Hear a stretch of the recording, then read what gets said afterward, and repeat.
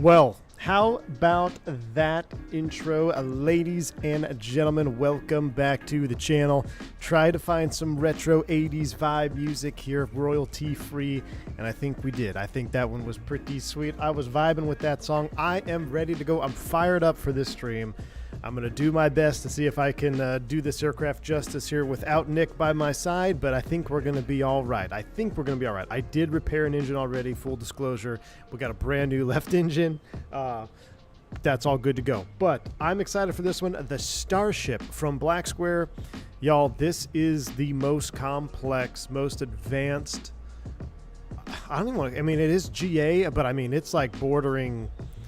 I mean, it's GA, but man, it is the most advanced prop-driven aircraft I think I've flown in the sim, and it is phenomenal. It is absolutely phenomenal, so I'm excited for today's flight. I hope y'all are excited as well. Let's see, we got Andy B in the house, Zach Lewine is here, Dylan R, Captain McGee, what's going on, man? And 3 Greens starting off with a little gifted sub. Appreciate you, man, dropping the 5 gifted memberships. 3 Greens, appreciate you. Zach Lee Winehouse, Virtual Flight Diaries is here. Joe Plains, Towerette Way, Mr. Chicago, what's going on, man? Good to see you.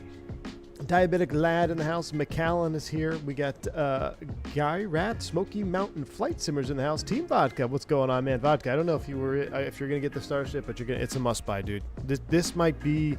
I'm gonna fly the Starship. Spoiler alert. When Barry reaches South America and we come back, we're taking the Starship all the way back. So it's absolutely a blast to fly. Now, this is going to be one of the longer flights I've ever attempted in it. I hope we can figure it out together. If we want to divert into Sedona, we can't too. But I'm trying to time it, so we're going to be flying. We're going to see Sedona, the Red Rock Sedona. Then we're going north up over Grand Canyon and then into Telluride. Now, I did not test landing performance for Telluride. I'm thinking it should be fine, but this airplane does like to land long. She doesn't want to stop flying. It's just a big wing, right? We got a big wing. She doesn't like to stop flying, so we got to be very careful about that going up in a Telluride. But I think we should be fine. Now, also getting airborne, I'm hopefully we'll be okay getting airborne because I haven't done any testing with weights or takeoff performance for this airport either. But I am ready to get it started. I hope you are as well. 3 Greens with another 15 Australian. Thank you so much, man, for the super chat. Says no ambulance shift tonight here for all that canard goodness. Brings back memories of the Long Easy I used to fly. Oh, wow, you flew a Long Easy? That's awesome. Just need a TV that's as deep as it is wide to watch the stream for the 80s theme. Indeed, man. Yeah, 3 Greens, man. That's cool. You used to fly a Long Easy. I've never flown a Long Easy, but that is also a very, very unique airplane. Yeah, Canard. We have Canard cam, chat. We do have a Canard cam. I'll show you here in a moment. But Nabil in the house. What's going on, my man? What's going on? I saw Long Easy once for quote-unquote. Yeah, it is. Billy B16. Good to see you, man. I cannot wait for this one. Yeah, this one's going to be fun. So I've got the sim up. We're going to do a little pre-flight. We'll get the aircraft ready to go, and we're going to just fire it on up and get out of here. So let me make sure I got my other sound set up. Good. Zippy Zapple, what's going on, man? Appreciate you, man. We doing no GPS? We're not using the GNS. We're using the onboard navigation system. So here she is, chat, in all of her goodness. So the first thing we'll do, we'll walk up to the aircraft. We'll get the door open, go drop off our flight bag, all that good stuff. We've got the courtesy lights there that automatically turn on. You can turn them off by those switches as well. But got the courtesy light on. Before we, after we drop our bag off, we'll go ahead and pull our pitot tubes. You do not want to forget your landing gear pins. So we'll come down here, pull the landing gear pin. That looks good. Make sure the landing gear is in proper condition. Now, these are the touched on them on the long form video with Nick. These are the harmonic ice detection, and we've got all of them on here now. So I just love the way that one looks right here. And this aircraft has grown on me. I mean, it is seriously grown on me, visually speaking. Like, I always knew of the Starship. I always thought, okay, it's very unique, but I'm actually really starting to enjoy the way it looks. Just from flying it in the sim, it's fun. It's so fun. It's so unique. And of course the modeling from Black Square is just awesome. So we'll come around the end here. You always feel like it looks like a catfish. Jim, no, I don't think this one looks like a catfish. I think the Avanti looks like a catfish. That one definitely does. We'll go ahead and pull our pitot covers. And of course, this is a very important thing. Once we pull the pitot covers, we want to make sure we spin our props around here. We can remember we got the free spool turbine here, the PT6. Make sure all the blades are looking good. No chips on it. You run your hand down those blades like so. Same with the right engine here. We'll kind of spin them around. Make sure our blades are in good working order. What's good, Steven? Good to see you, man. Yeah, it's definitely a looker of an airplane, man. It is a looker of an airplane. Look at that. All right, we'll hop on. We'll come around the nose here. We did pull the plugs. Now, remember, if you forget to pull the plugs, you will find out. So, plugs have been pulled. Oh, I just hit my head on the canard. One of my Starship friends, the only guy I know that flew Starship, says you weren't a true Starship pilot till you cut your forehead on the canard doing a little walk around pre-flight. So, because I guess it sits right at that eye level where it's kind of in that semi-blind spot. You know what I'm saying? Like, you know it's there, but it's just right there. Oh, boom. Nailed it.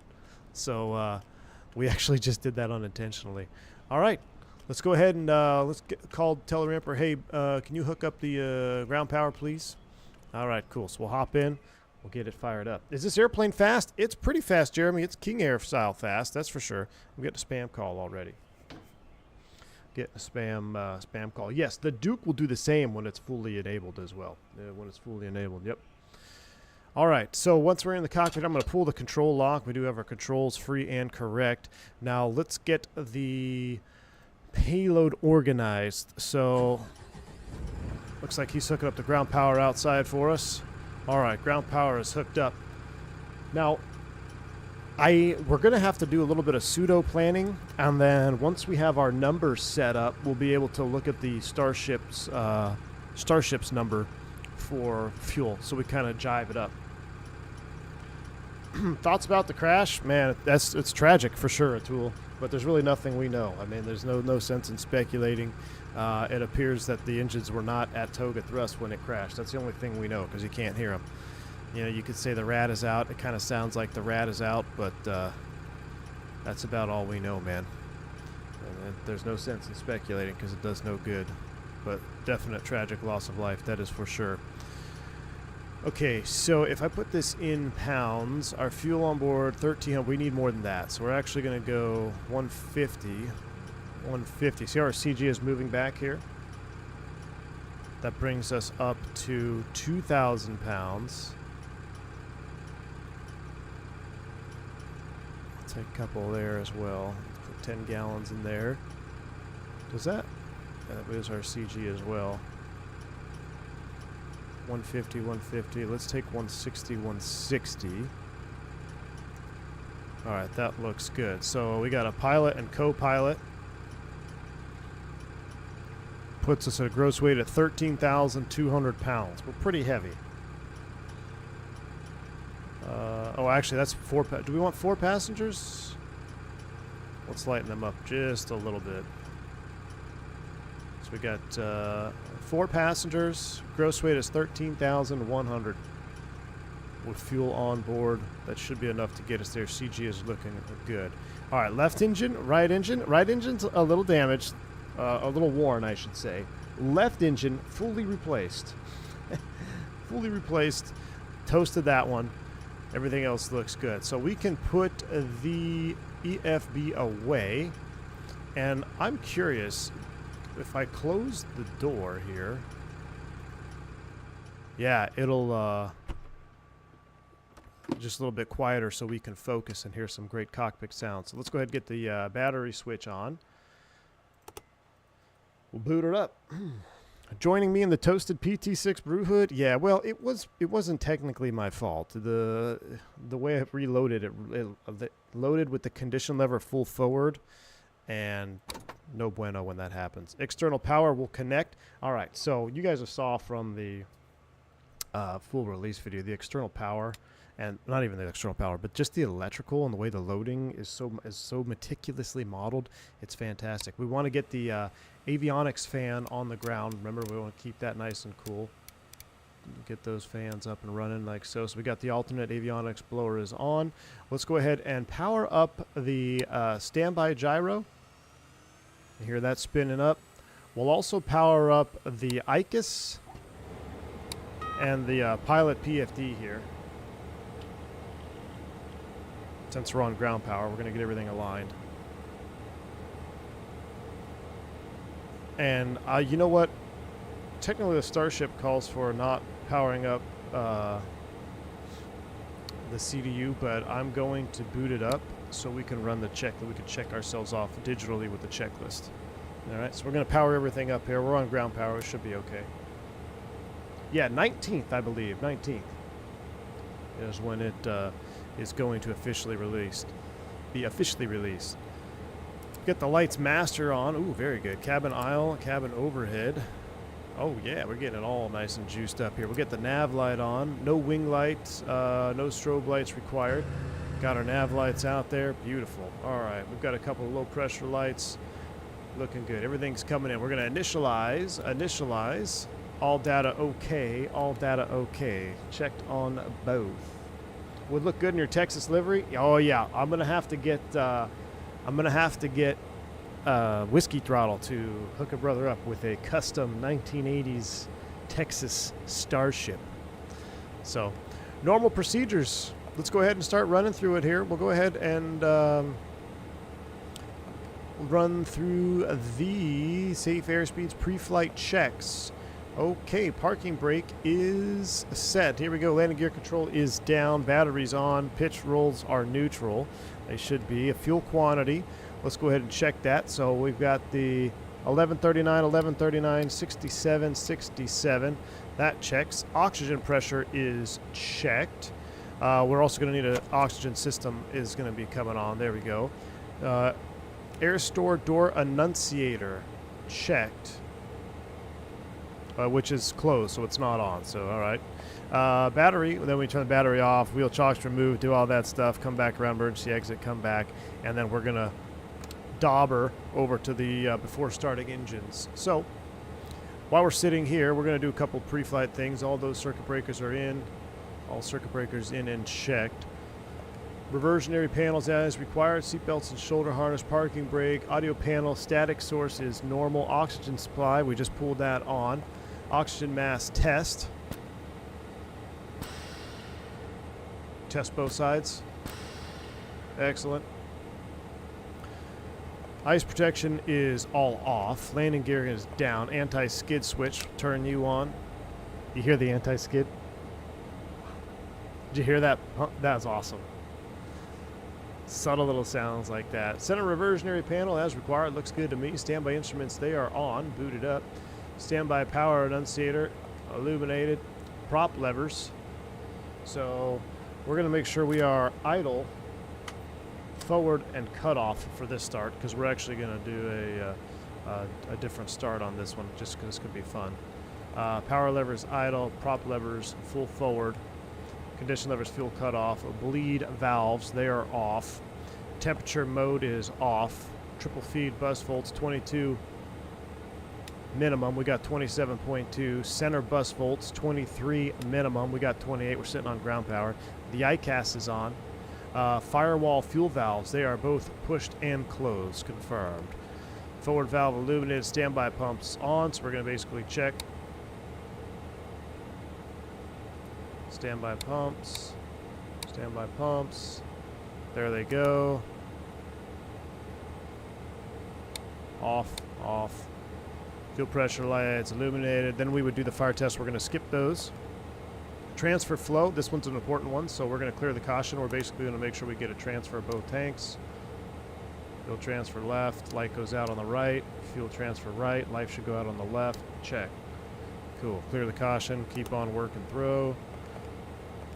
Off. Avionics air fail illuminated. We got the blower on. Blower message extinguished. Boom, boom. Fuel quantity total and half is checked. Oxygen pressure confirmed. Lights as required. Checklist complete.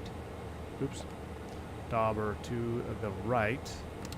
And now that gives us a battery engine start checklist, which we're actually going to do a modified ground power start, because I want you to hear it start up when the props are not in feather.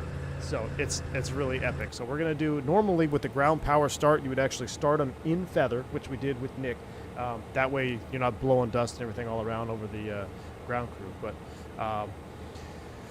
what do we got here? Stephen Hayner dropping 20 gifted subs. Stephen, thank you, man. Really appreciate the love, dude. Appreciate you for the 20 gifted sub bomb. I think you're going to be flying this airplane, right? I think this is right up your wheelhouse, man. Thank you so much for the support, Stephen. Team Green here, and you should feel special if you get a membership gift from Stephen Hayner or Three Greens, the first 2 membership gifters on a Starship flight, the first ever Starship flight. That is fantastic. Thank you, guys. Just Steven says I'm going to fly the ever-living crap out of this thing. Listen, that's where I'm at, man. It's so much fun, dude. It's replaced my King Air.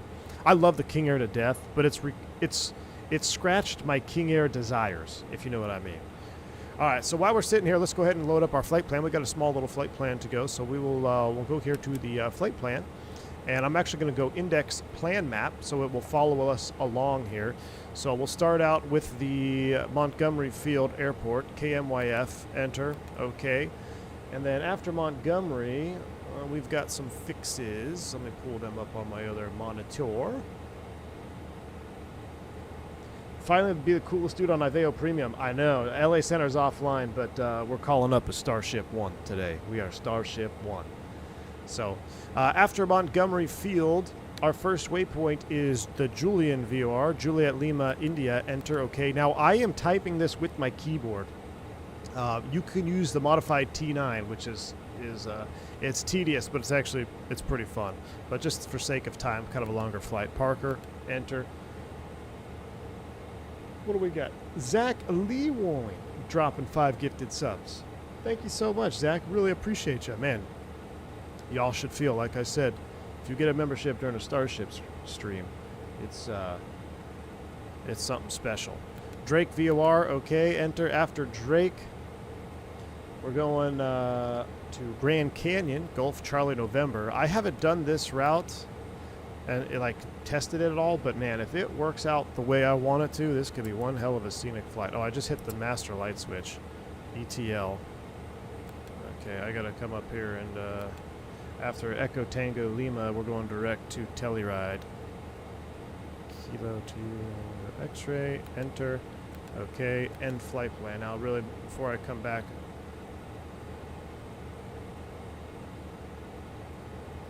uh-oh. Okay, there we go. I gotta fix my lights here because I hit the master light switch. So that kind of screwed things up. 3 Green says King Air is dead. Long live the king. I mean, we might have a new king. We might have a new king in the house. 3 Greens. We might have a new king in the house. Fiber, welcome to Private Pilot, man. Appreciate the support, dude. Thank you so much for the membership. Appreciate you. Thank you again, Zach, for the 5 gifted. All right, the sun is rising. It's time to get this thing fired up. So, flight plan is in the box. We can kind of step through it here, too. If I move the range out, we're going to actually step backwards. So there's our route of flight. Zoom the range back in from Montgomery out there. Okay, so now let's go to nav source. We're going to be FMS1, which is going to be White Needles. So we got White Needles. For the communications, we need to be on 122.8, which we are. There's no CTAF for Montgomery ground, so 122.8 is active. And transmitting. All right. So 122.8 is active and transmitting. No auto ATC squawk, which I find interesting. I don't know why we don't have an ATC squawk, so I'm just going to go to... I'm not sure. I guess we'll leave it at 1200, but we're not going to be a VFR, though. That's the point. How does one change the ATC squawk code? I think we come here. And there we go. We'll just squawk 2000. 2000 squawk. And then we will turn that on here. Actually, we'll turn it on right now. Let's take ATC standby to ATC 1. We're 22.8. There's the reply light. Excellent. All hail Bhutan. Exactly, Napalm. Diabetic Lad. Godspeed your magnificent CRT-laden catfish. Indeed, Diabetic Lad. Indeed, man. We have no shortage of CRTs today, my friend. All right. let's go ahead and pull this, hit the recall button. Look, it brings us right back to the checklist before engine starting on battery. And matter of fact, if I skip that one, external power start is what we're going to do, but we're actually going to keep the engine out of feather because, like I said, it's extra juice. So since we are on external power, we're going to go ahead and just boot it up with the avionics running. I don't know if that's frowned upon or not, but let's go ahead and get ready to fire it up. So where's the gold Casio calculator watch for weight and balance calculations? Oh, yeah, that's what, hold on. We're getting ahead of ourselves. Go back to index. FMS, progress, and we need to check our fuel. So then we have to go back to, I'm still navigating around this place, index, fuel management, fuel remaining. So we have, in pounds, we got 1,200, let's see. Let's just call it 11 and 11. That's 2,200 and 60 and 622. Let's say we have 2,100 pounds of fuel.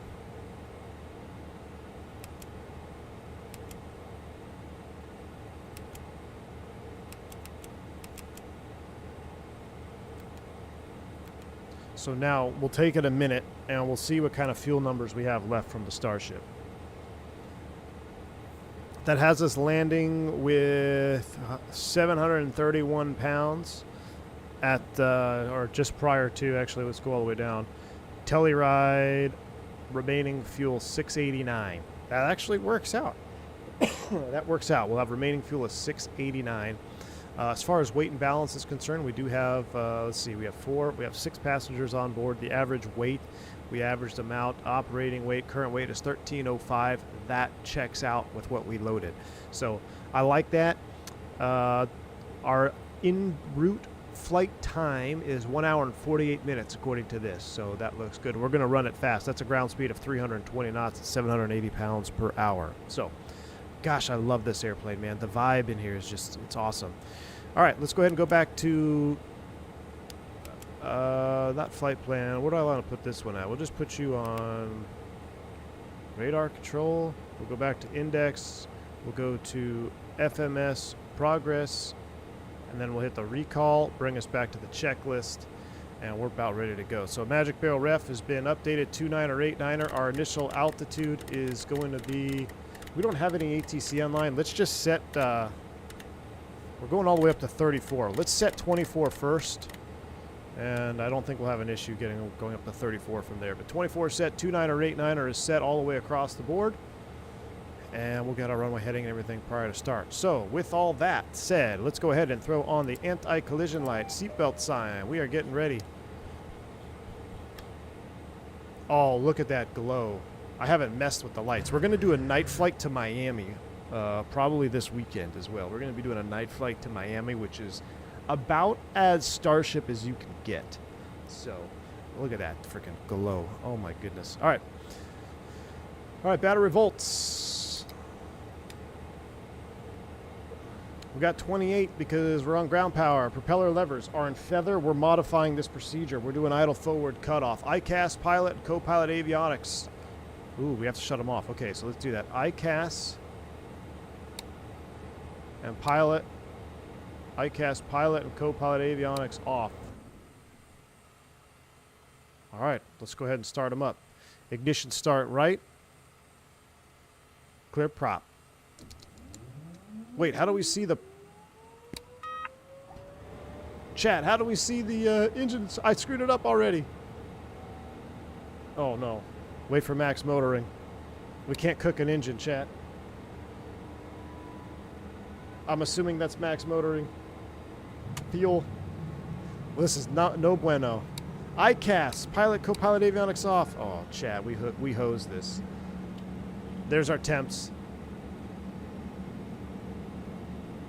50% starter off. We're getting a good start. All right. Jeez. PT6 bacon already. I shut off the wrong. So you want to keep your ICAS on for engine start. Obviously.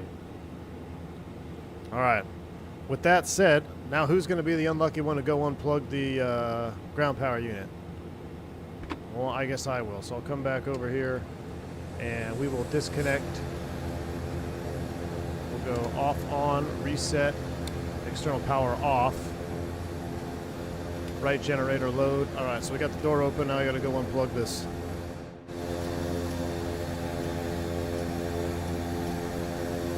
All right, thank you. We'll talk to you later. Have a good one, guys.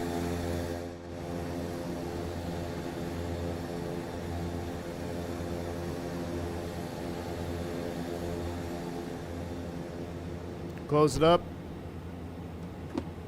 Latch it. All right, good. We're closed and locked.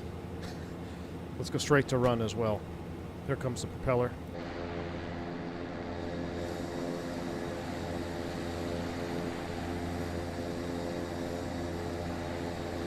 If there was a way to degauss all those CRT screens at the same time, I think you'd open up a wormhole. I think so too. All right, so we've got the engine 1 is stabilized, or engine 2 is stabilized. All right, let's go ahead and start engine 1.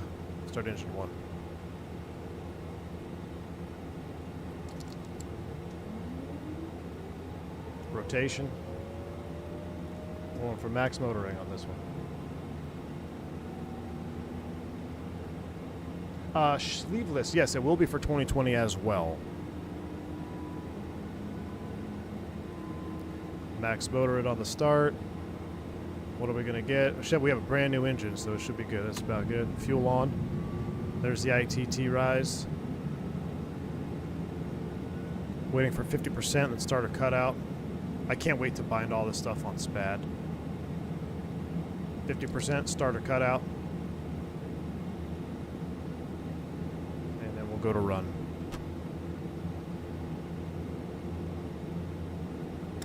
All right. That looks good to me. Let's go ahead and get the pilot co-pilot on. We'll get the left generator on, a reset. You can see the load and amps going to go up there. Left gen, right gen, battery. Battery amps are 0, so that's good. We're running on generator power. Everything's coming up. Looks like our flight plan's saved. We'll wait for the self-test to finish. Can I go back to the checklist? That was the, yeah, let's go recall. And right where we left off. Wonderful. All right, off, battery, connect, do that. We did all of this wonderful stuff. 1000 C minimum, right oil pressure, ignition start, that's all checked. Dauber right. Pilot, co-pilot, avionics, bleed air valves. Here we go, this is where we're gonna do the after start. So bleed air valves, going to both. Temperature mode, auto. Lights as required, cabin lights and furnishings, no smoking seatbelt, pilot, co-pilot, AHARS alignment. It's initialize, okay, okay. Scrolling on down, radar is in standby.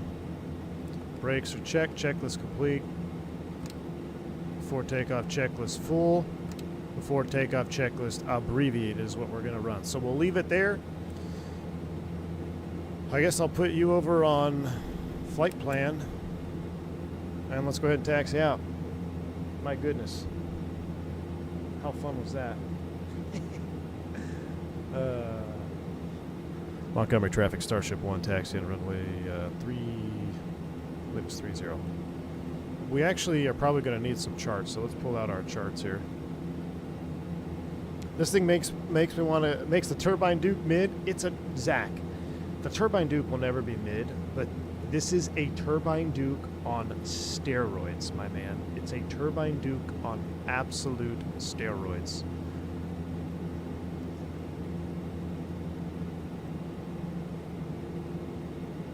Orion Vic, what's going on, man? Good to see you there with the flight tracker flight deck cam. Give a minute, guys, to get this thing loaded up here.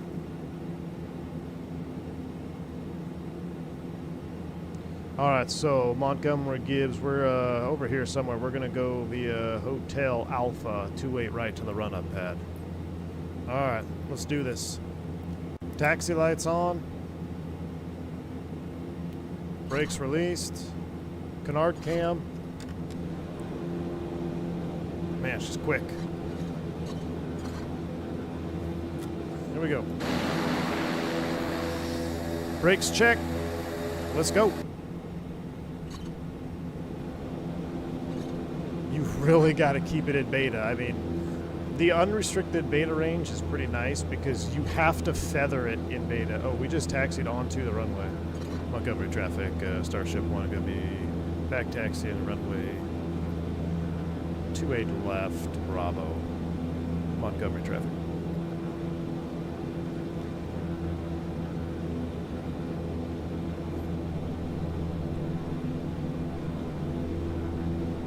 Now that we're on the runway, we'll take it out of beta. Watch, just idle. Watch this acceleration here.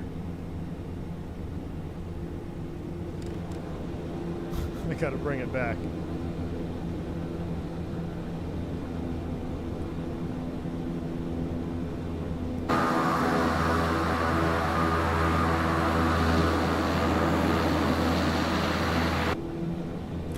We'll go down to Bravo, make a right, then a left, and go full length. We'll definitely need it.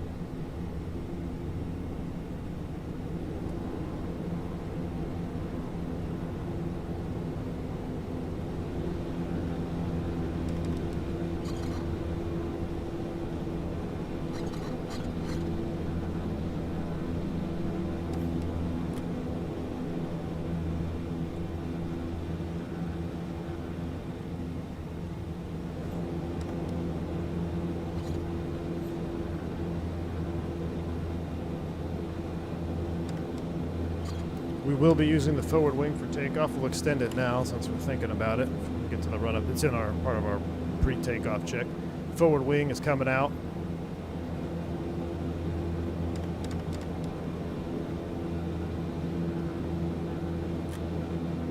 We will need lots of power. Ugly version of the Piaggio. Do you know what's interesting though? I don't agree. I think the Piaggio is actually uglier than the Starship. I don't think the Starship's ugly. It's just, it's so unique. I actually think the Piaggio is pretty ugly looking. Yeah, we're definitely going to set the trim. You see the little bit of vibration on the forward wing too? There's actually forward wing flex. I think this is the first airplane I've ever flown in a sim to have forward wing flex.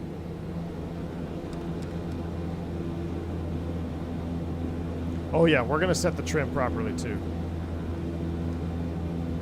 And once we get up, once we get flying too, there's so much. I'm gonna actually pull the manual. The manual is like almost what, 700 pages, something like that. I gotta look. The manual is insanely long, so it'll give us some stuff to do. We can really play around and fiddle with some things once we get up to cruise.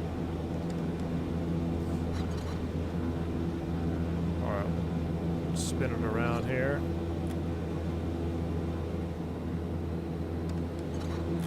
All right, both to idle.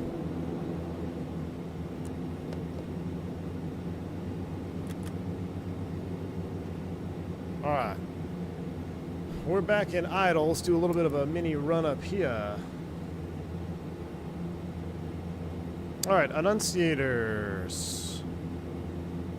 Push to test. That's basically the, I kind of want to, let's see all these. There's our Christmas tree. Push to test. That checks. We'll clear the caution. Boom, scrolling down. Now, so Nick was saying you could actually bind this to smooth checklist. There's a binding for it. I just haven't had time. I screwed up. I don't know if I can fix this out. So I bought SPAD like 7 years ago. It expired. I couldn't find my email. I bought it again last year. I reformatted my PC. I went to put in my login credentials. I put in my login credentials from the one that I bought like 6 years ago, and it's asking me to buy it again, but I can't. I don't know. I have to figure out my SPAD because I put in the wrong login credentials. I ended up buying it twice. I'm definitely not buying it a third time. But I want to get SPAD going because you can bind everything. It's insanity. Surface de-ice protection as required, not required today. Pressurization 1,000 feet above cruise. This is why we do checklist. So our final cruise altitude is going to be 34,000 feet. Actually, east is odd, so we're going to set 35. We're going to set, let's set 30. Shoot, let's do it. Let's set 36, and we'll go to 35. So we're going to set it 1,000 above. That's checked. Rate knob is in the 10 o'clock position check. Manual cabin out control is normal, which would be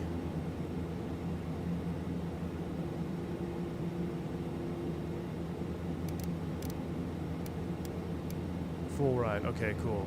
Manual cabin altitude control. Oh. Normal. There we go. All right. Yes, full counterclockwise, so we're all the way in the normal position. Are you getting good with Yes, fantastic FPS, dude. I've got my settings almost maxed out as far as LOD too. I'm not even running auto FPS. We're on the ground. I'm streaming 17 cameras, and we're under an overcast layer, and that FPS is beautiful. Autopilot yoke disconnect test. We're going to just skip that for sake of time. Pitch trim, roll trim. Let's go ahead and set that. So we're actually going to run this.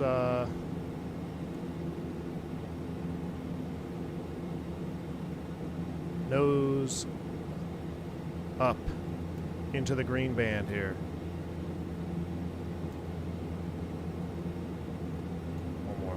One more. All right. That might be a little bit too nose up. Right about there. That looks good. All right. Flap forward wing as desired as extended flight controls. They are free and correct. Beautiful. Auto feather is going to be armed. Auto feather armed. Ignition's armed. Arm. Standby altimeter is set 29 or 89er. Flight and engine displays, everything is in the green. Checklist complete. All right, takeoff final items. We're going to go ahead and do them. We're going to go pitot heat, co-pilot, left windshield heat is on. Engine ice protection not required. Vent cable heat vent cable is on. Those are on. Transponder is on ATC 2000. Annunciator and ICAS consider that's normal. External lights will get those cockpit lights dim. Windshield heat low. Ignition auto ignition is armed. Generator loads. Left gen. Right gen. 55, 57, we're looking good. Pitch roll is centered and set. Checklist complete. Leaves us at the takeoff. Brakes. Auto feather. VR. Speed. Release. 8 degrees. Pitch. So let's go ahead and set the Toga. There it is. Roll GA. Toga 8 degrees is set. We'll sync our heading bug. It's going to be about, what is this, 2.8? We'll set 280. We'll run through these. That looks good. And checklist is complete. That leaves us at the climb. So index, we'll go to plan map. No, actually, you know what? We'll go here. Radar. And we're going to use the radar control. Watch this. Weather on. But what we're going to do, we're actually going to ground map the weather radar. Alright, so, and we're going to tilt it like 1 degree down. So we have ground mapping on in case we start flying towards the mountain. Alright. Are y'all ready? Montgomery traffic, Starship 1 departing runway 28 right, be right down with departure. Montgomery traffic. Brakes released. It's time. There's no looking back now, chat. No looking. Oh, jeez. Golly. You really got to watch it when you take that brake off. I'm not Starship 357. Look, our pitot overheat is already hot because I waited too long. That's why you get those when you're taking the runway. Those are final items. Like, take the runway, turn it on.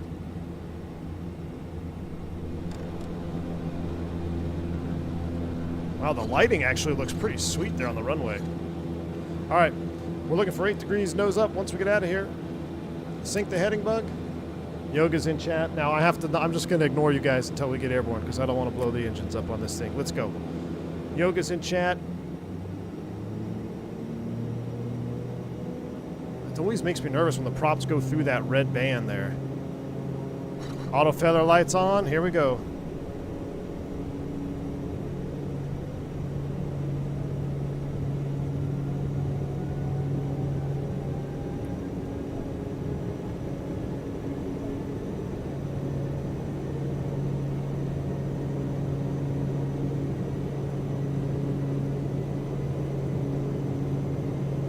Torque power set. Up we go. Rotate. Oh, she was ready. Positive rate. Gear up.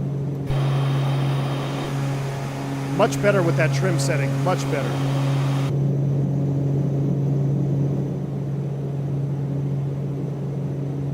Thousand feet. We're going to start the right turn. Watch that power back a little bit. Montgomery traffic. Starship 1 departing 1,500. Right down with departure. Last call, Montgomery traffic.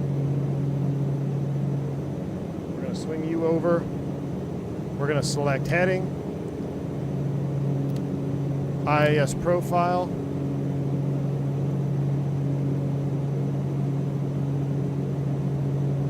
We'll make it about 030. Props coming back to 1600. Oh gosh, I forgot forward wing retract. Golly, that happened so quick. Watch that nose, might get a little bit of a sinker here. Bringing props back 1600.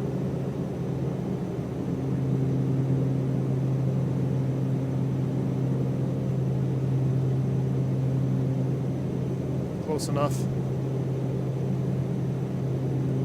And we have 143 as our climb out, so we've got to pitch up a little bit. We're going to bust out here on the breakout. All right, let's go radar standby, index, FMS, progress, recall, yaw dampener. We got to get that. Oh my gosh, hold on though. Forward wing breakout just in time.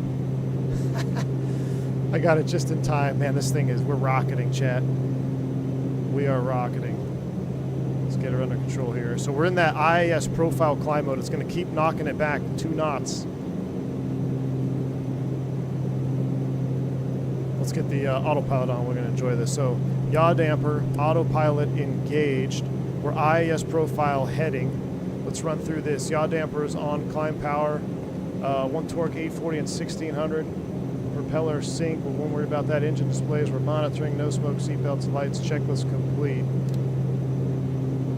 All right, now let's go to our flight plan. Let's get going direct something here. Let's go to nav source. We're FMS. I want to do this. I want to go here and flight plan. Let's go. I don't know how to go direct, chat.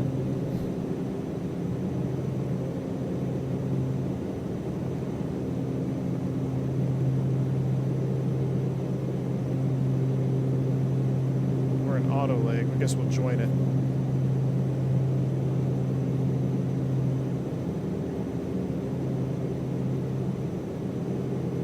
Run that torque back up.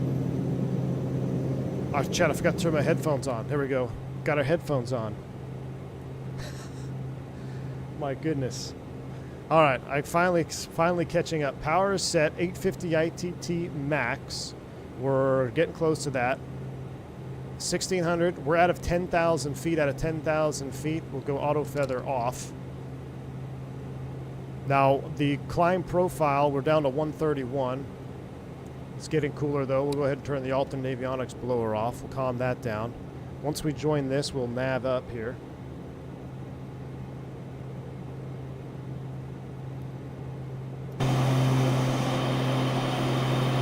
Look at that thing. We are ripping. We are absolutely ripping right now. Harrison, we are piloting the Starship. The Beechcraft Starship is what we're flying right now.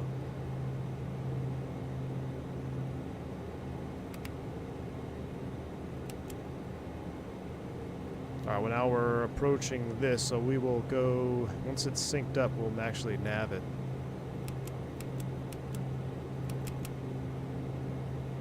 From MIF to Julian and nav. That's going to come to the right a little bit here and join the course. Probably good center disconnect before takeoff. Yeah, we need.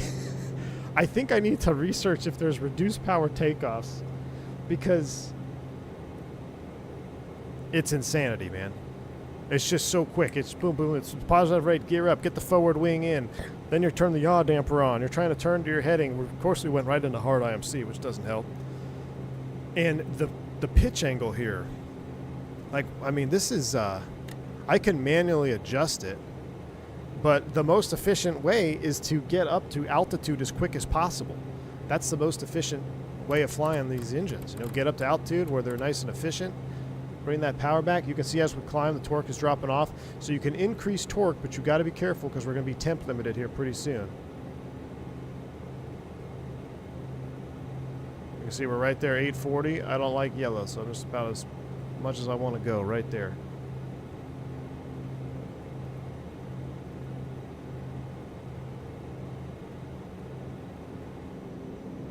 This is my favorite view though, right here with the engine inlet right there. What we are going to do, I'm going to actually lower this. I'm going to lower the nose a tad. I'm actually going to kind of more of a VY climb out. So as I'm lowering the speed bug, and we actually have some speed. So if we go index, normal procedures, safe airspeeds, 2-engine best rate of climb 140, best angle is 115, cruise climb 180, from 10 to 20 it's 160. So let's run it in nice and smooth here. 160.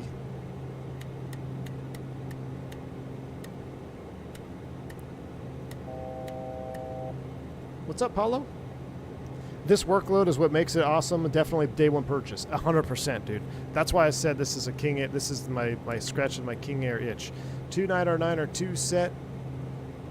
92 is set once, twice, and thrice. We're set across the board.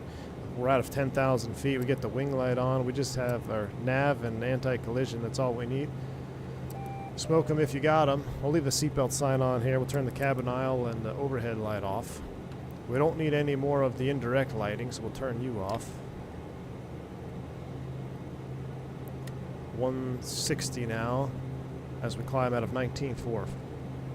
Canard cam in the climb out, chat. That's sweetness. I'm curious, before I adjust the audio level of my sim, how does it sound right now with my headset with the noise canceling on? Because I can turn it down a little bit more. I had everything juiced all the way up for takeoff, but yeah, next Thursday is the release. Next Thursday is the release. Day one buy for you. I really miss a good corporate aircraft that has depth of simulation. Will, this is going to be the one for you, man. This is going to be... this is my... let's see, so I did one flight with Nick. I did 2 test flights before that. This is my 4th flight, and I still feel like my brain is back on the ground at Montgomery. So I need to do some more. We might just have to start doing some pattern practice. You know, take off, get into the habit. I want to bind the yaw damper as well. So positive rate, gear up, yaw damper on, manage the power of the aircraft. Maybe deal with some. I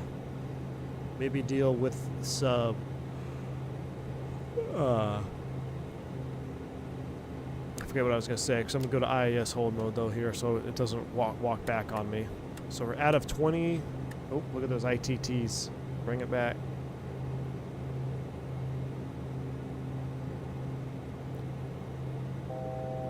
We're still climbing pretty good. Let's keep it going. Let's see if we can't get to 31 first. 31 set. Cruise climb 20 to 30 is 140 actually indicated. Wow. Okay, so in that case, we'll go back to climb profile, and it's going to continue to step down. It's going to continue to step to 31. How difficult is it to hand fly given that it has no tail? It's not very difficult, Jeremy. It flies very much like you would expect an airplane to fly, but it feels different. You're flying a wing, man. It's landing, like actually coming in and landing, you really have to drive it down. So Nick was saying, you know, once you're kind of in that landing assured spot, you're not aiming for the markers or you're going to float half the runway. You drive it down, you aim for the numbers. Aim for the numbers, you get down, you bring that power out, and you just keep holding it off. She's going to want to fly all the way until it just about stalls, but you got real tall main gear in the back, so you just kind of hold it, and then you let those main gear come down. But if you do not want to be fast or unstable, because you will float the entire runway if you're not careful. So you really got to manage that speed. All right, 840. ITT is good. Prop, we're going to bring you back just a hair. Get you right at 1600 RPM. And I really think this is cool. So your vertical speed is the inner dial. The vertical speed is the inner dial, and the altimeter is the outer dial. So neat. So we can make a report altitude. This is cool too, watch this. So I don't forget, I want to report leaving 30,000 feet. I'm going to set 30. Are we going to go all the way to 35? We're going to set 350, but I want to report alert at 30,000 feet here so I can double check on our perf so we don't get screwed up. Yeah, you fly the canard. Yeah, you're very much flying the canard all the way to the pavement. I swear that altimeter was probably stolen from asteroids. Look at that. Leaving the cloudy SoCal marine layer off into the sunrise. Gotta love it. You see, as we climb up here in the higher flight levels, really gotta watch our power. I'm keeping it right about 840 aside.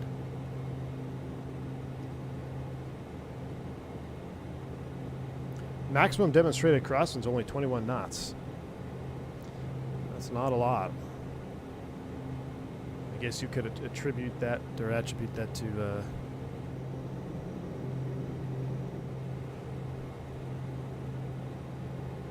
not having a traditional tail. Nice aircraft to watch flown by someone else, but GA aircrafts are dead to you? What? No, man. GA is the way. Phoenix Galaxy, what's going on, man? It's your birthday on the release day of this? Sweet. See, there's our report altitude. There's 30,000, so I'm going to double check my speeds now.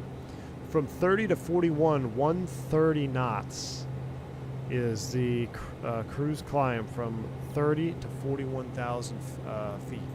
So we're going to keep going up to 35. I can give it a little bit more torque now. Turn the report off.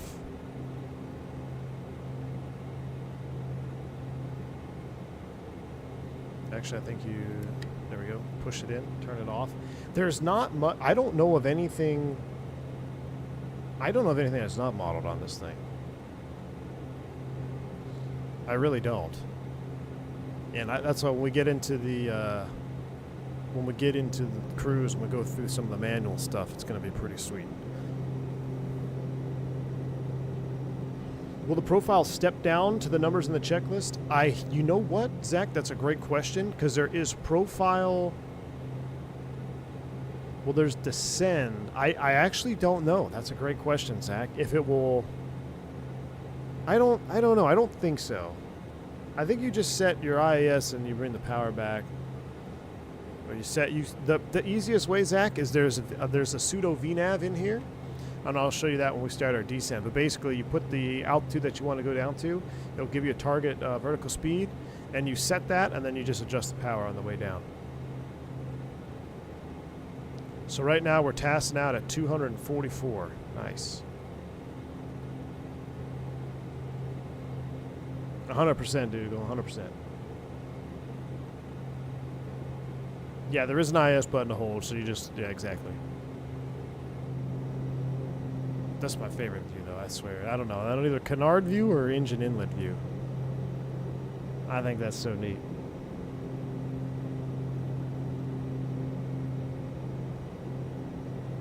Saw your Starship video yesterday with a developer. Amazing. Watched it all in one session. Day one buy for sure. Nice, Jay Philippe. I released the run-up video as well last night. If you wanted to see the full run-up video that I did with Nick, where we test all of the systems. We did the abbreviated run-up checklist today. You can see it just stepped back down to 141 there. ITT 830, we're looking good. 2,000 feet to level off. 30 knot tailwind, that's nice.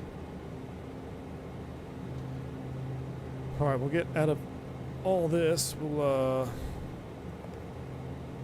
go back to normal.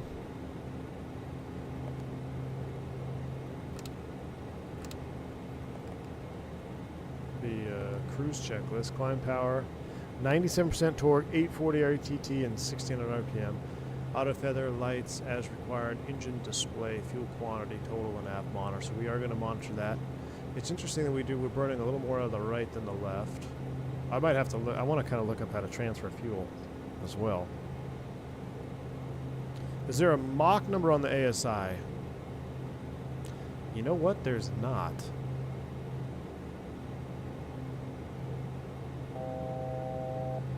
Well, you can dim each individual gauge too. Let's see. All right, there's our 1,000 to level off. So we have our TAS. I don't believe, I mean, you're not going to be going that fast, high ball. I mean, Mach 0.5, maybe. I don't know.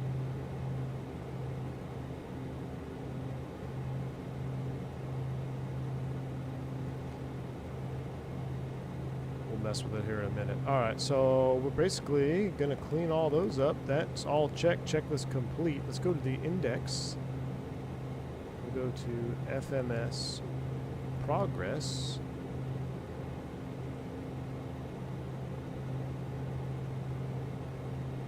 Drake, Grand Canyon, Keating into Telluride.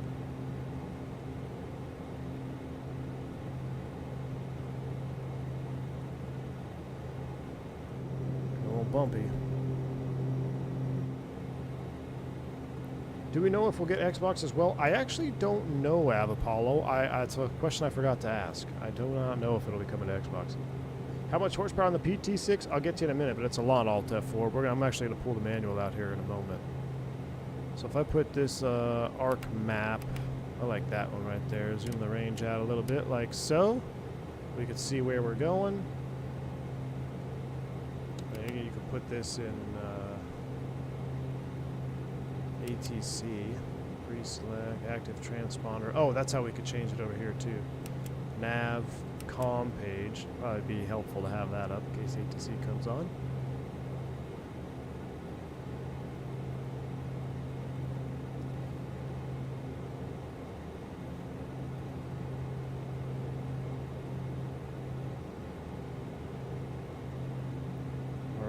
Leveling 35,000 feet. Beautiful. In another video, Dev answered in the comments.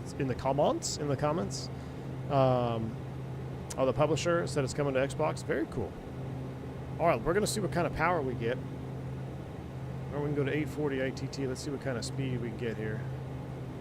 We'll run the torque up a little bit. Come back another couple RPMs. Get it green, 1600. Looking for 840 ITT. You're now free to move about the cabin. We'll kind of see where she trues out at.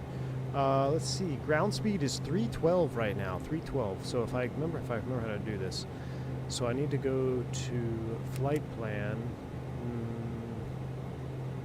No, I need to go to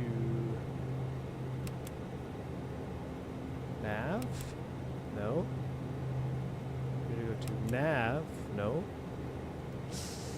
How do I get to that main page? How did we get index page? There we go. Index page. Trip planning. Estimated ground speed. I think that's just estimated ground speed right now. Where do we get our actual ground speed? Oh no, that is our actual, 321. So let's put 320 estimated ground speed here at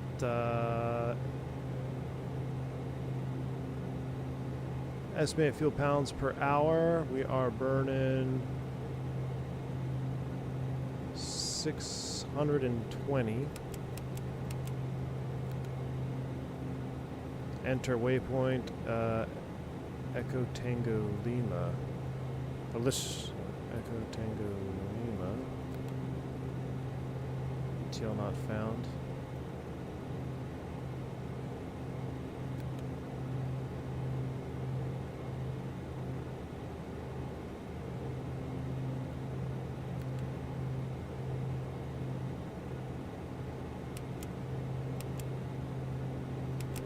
Just kind of messing with that. I guess it's kind of, maybe it's redundant for this. Yeah, we're 323 and moving. So that shows us time to go, 1 hour 31 minutes to our destination. All right.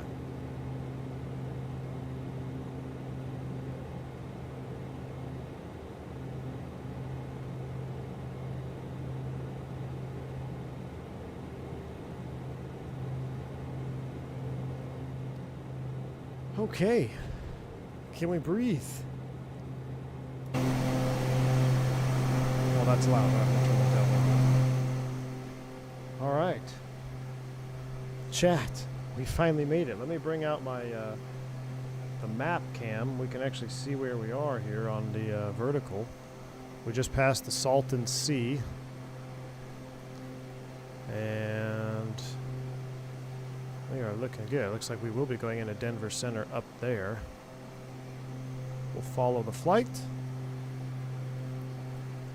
All right. That was pretty sweet. Could we please see the cockpit at night with the lights? Yeah, we're going to do... We saw a little bit of the night cockpit this morning when we took off. I'm going to do a night flight in the Starship. Either... I don't think I'm going to do it tonight because I think we're doing 7.3 max.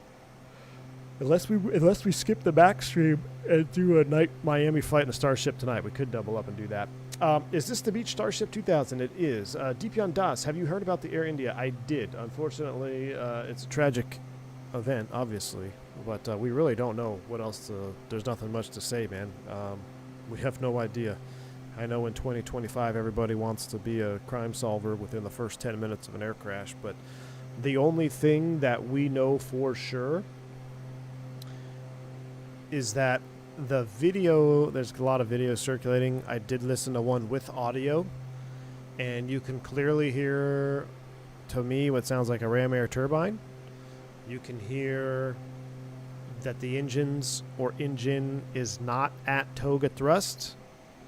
So that's basically all we know. We know that that's it. We know that they didn't have enough power, whether they had a failure, shutdown, what have you. And the fact that the rat looks like it's out. I'm not 100% sure the rat is out. It took me some convincing, but I could say fairly confident that it sounded like the rat was out. Starship tonight for sure. Two aircraft that I really want to see is Just Flight Fokker and A300. Yeah, I can't wait for the Fokker, man. And the A300B2. Yeah, I'm looking forward to both those. It is de-iced via boots, correct. Alt F4. And if you watched the video I did, the run-up video, we go through the full boots test. And actually, the Starship has automatic boot de-icing, so it will. I say automatic boot de-icing, but it will automatically inflate the boots in the proper order. So it'll start at the canard, the forward wing, and then it'll start at the outboards, and then the inboards. And it's all modeled, and you can really see it inflate when you blow the boots. You can actually see the ribs really sticking out there. So, man, look at that. We're leveling off. We're fighting that canard lift. That's so great. And this forward wing, it actually attenuates as well, which is really neat. But there she is. We are going over, man, are we almost over Blythe already? We are cooking with gas. We are cooking. We're almost to Blythe, actually. Alright, I wanted to get the manual out on my other screen here, because this manual is insane, y'all. It is insane. I think the wife is going to be swinging by with coffee, which definitely looking forward to, because I need it. I don't know if you heard me yawning, but I need some coffee, chat. All right, let's go inside to our nice Starship view. Ooh, which side should we do? We could do this view, or we could do over wing view. I think we should do canard view. And if you want reading a manual, someone clip this. Well, we're going to skim through it. The manual is... Doesn't tell me how many pages it is. Oh, hold on. This isn't the manual. This is just the highlights.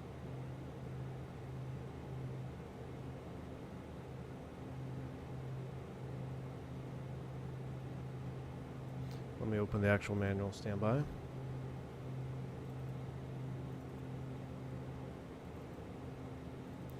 Black Square Starship Manual.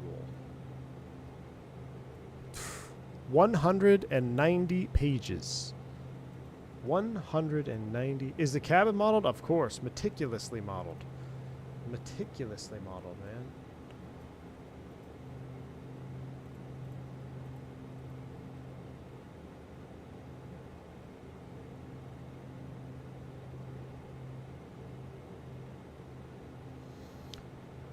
Okay. Let me pull this up for you.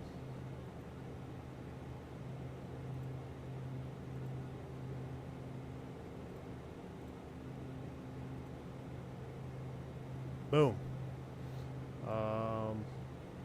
Do you like that side, or should we do that side? Maybe that side is better with the sun coming up. Oh, you can't see the sun, but there is no flushing toilet. There is no flushing toilet. You are correct. Unfortunately, the toilet is not modeled. But here we go. The black square Starship. I'll make this a little bit bigger so we can kind of see it together.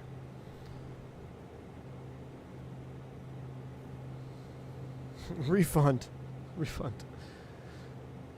When did I start using Volanta? I just started using it for the flight tracker cam when we started doing the vertical cockpit cam and flight tracker. So this is the full-blown introduction. I'm not going to read it. I feel like we did a pretty good introduction on the Starship on my recorded video with the developer. Yeah, it doesn't have a functioning toilet, but it has a functioning floppy disk drive, which is insanity. We'll plug it in here in a minute, probably, if I remember.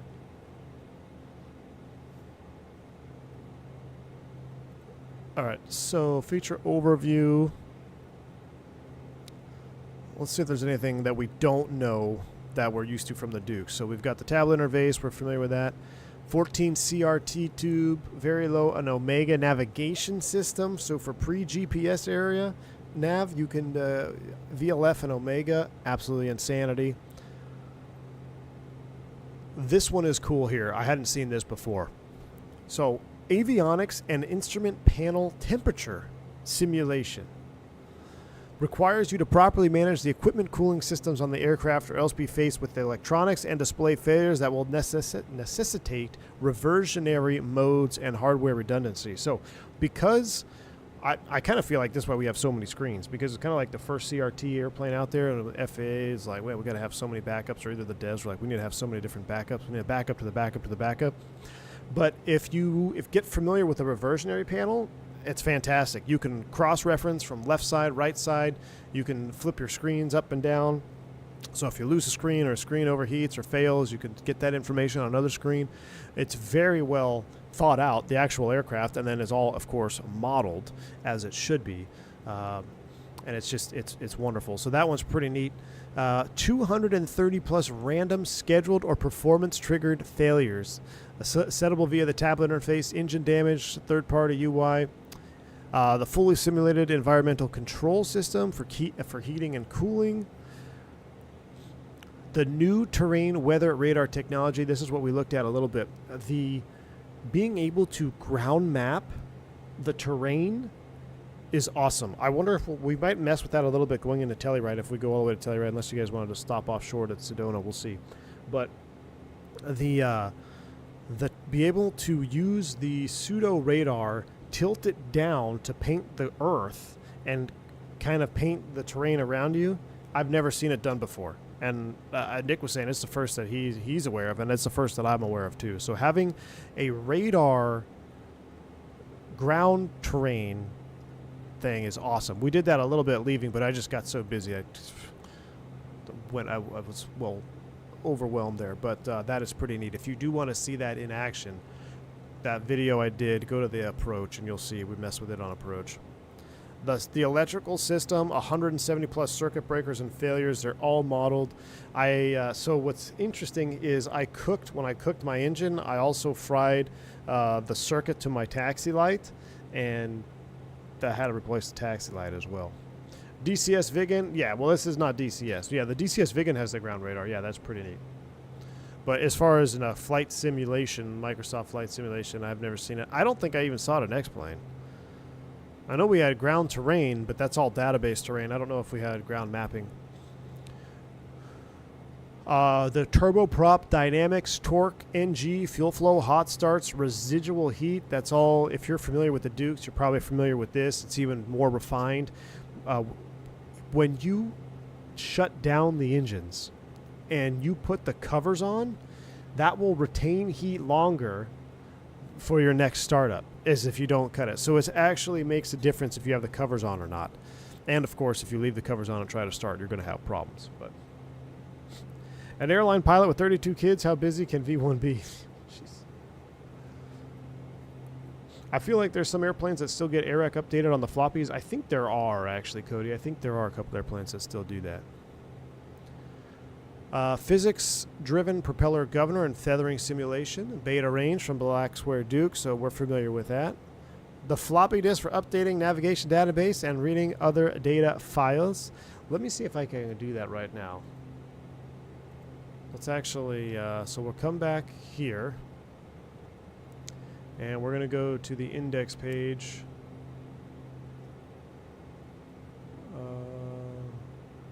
Read write diskette.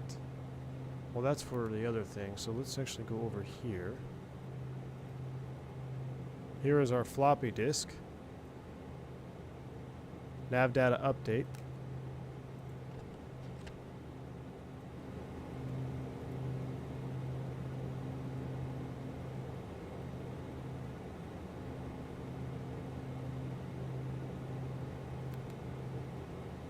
And now we can read. Don't do this in flight. I'm not going to update it right now, but there you go. We can update the database, the checklist, the route USA, all that stuff. So I should have done that first, but I'm not going to, I'm actually going to hit cancel. So, but there you go. Probably should have done that pre-flight. But there you go. We're in the turn right now over Parker, headed towards Drake and Sedona, Arizona right now. But that's how you update it. Now, what's also really cool is if there's a bug in your flight plan, we can't figure something out. If you write the file to the diskette, then you can get that to the dev, and then he can troubleshoot what's going on with your flight plan, why your flight plan's bugging out or whatnot. So it's pretty neat. But I don't know if you heard that grinding, just like the real floppy disk of the time. So pretty neat. Just a hair hot on number 2. Just want to touch it there.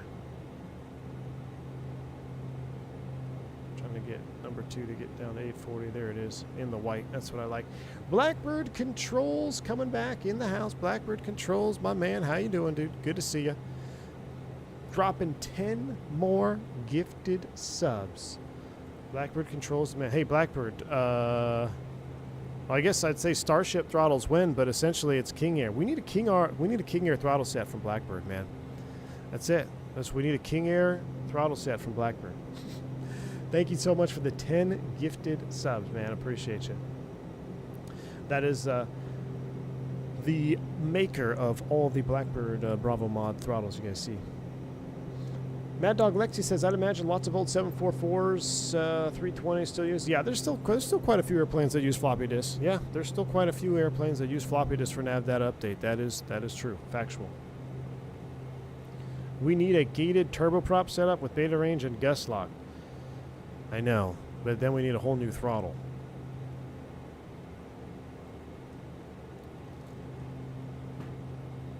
That's the problem with that, is we need a whole new throttle.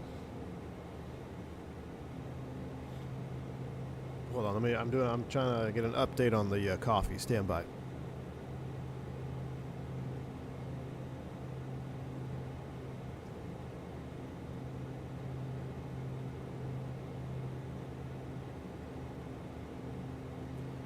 All right. Man, is that Havasu? That is Havasu. Man, we are cooking. Lake Havasu off the left-hand side, chat. Miss V1 is the GOAT, indeed. But not until I get my coffee. We're going to piss off Roberto by buying that Dash 8 one. Nah, I know it, man. Am I hearing a new V1 design throttle with Blackbird handles? That would be sweet. That's what we need to do, Blackbird Controls. We need to come up with our own GA Quadrant. A whole new quadrant, Blackbird. We should do it. DM me. All right, back to our back to looking at a couple of different things here. We know the gyroscope physics, voltage-based light dimming. This is what I wanted to do, but I forgot to do it because we had the ground power on. I had all the stuff bound up. But starting the engines on battery power is epic. when everything dims. So absolutely love it. We'll do that for our night flight probably. Oh, she's in the line right now.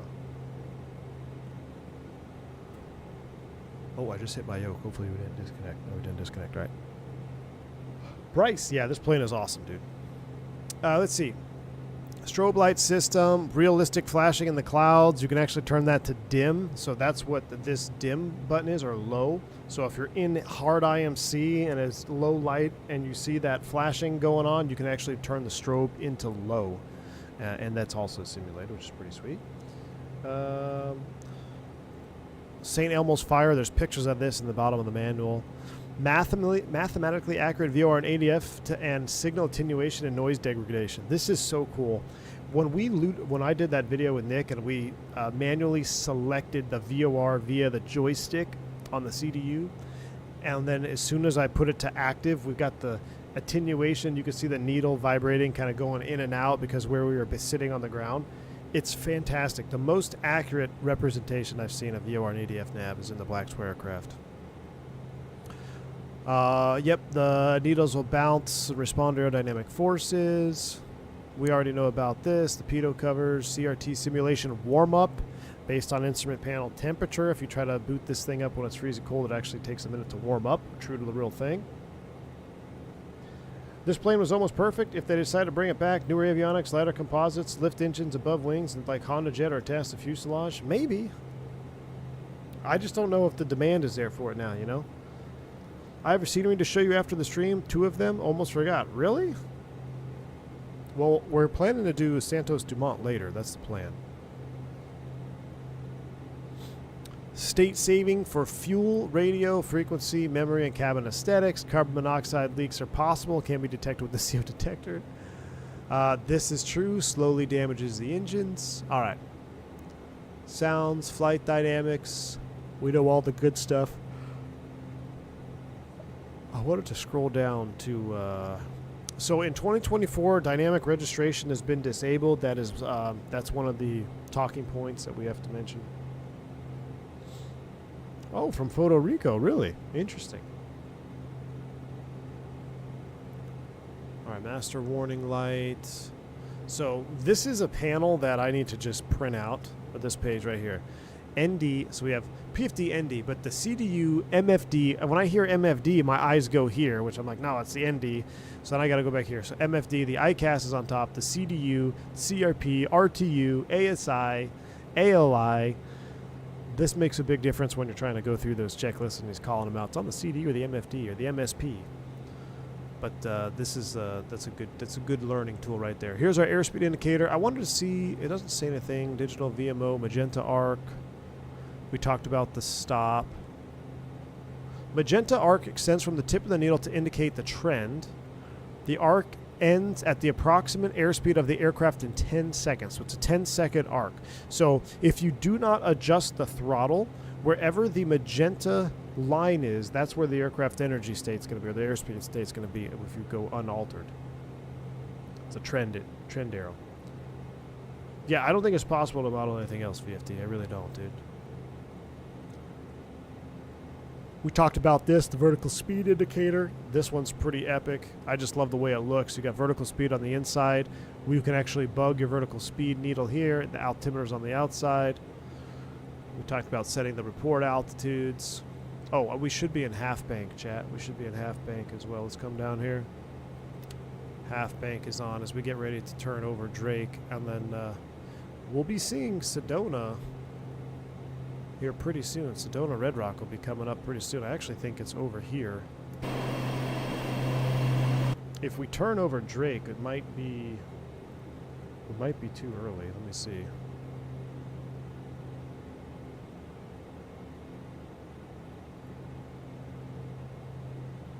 But I want to see, yeah, we'll turn over Drake. Sedona will be off the right. And then I want to go to Grand Canyon because I want to go up towards the Grand Canyon. I want to see what the Grand Canyon looks like. We should check our fuel.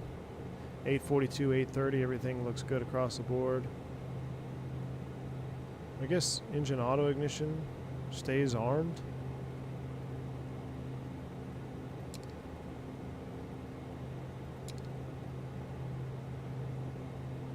turn those off. I can't remember.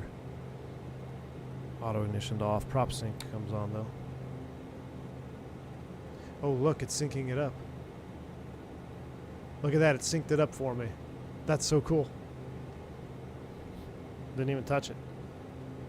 Prop sync that actually works. Doing 170 indicated with a TAS of 305, ground speed of 334. Goodness.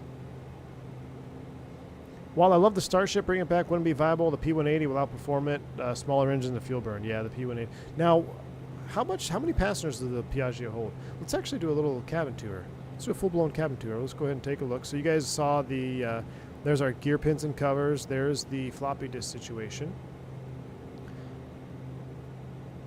Going in here. So remember, we do not have a model toilet, unfortunately, but that's okay considering the way everything else is modeled. The lighting in the cabin at night is so 80s, man. The vibe is so good.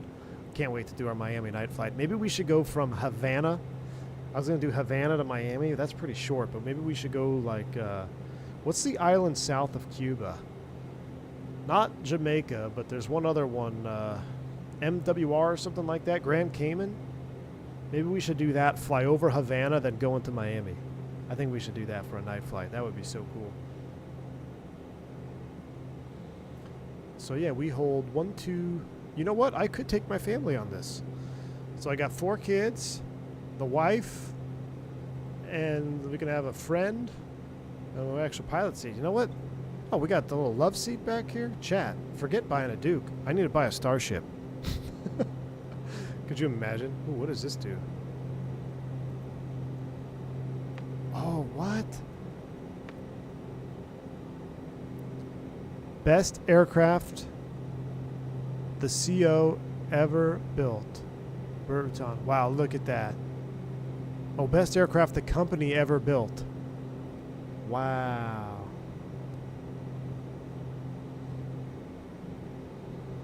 That's pretty neat. And I'm assuming these chocks, if you pull them out, they won't be there if they're out on the aircraft. Look, you even have this nice little maximum compartment capacity, 525. Seat weights and maintenance.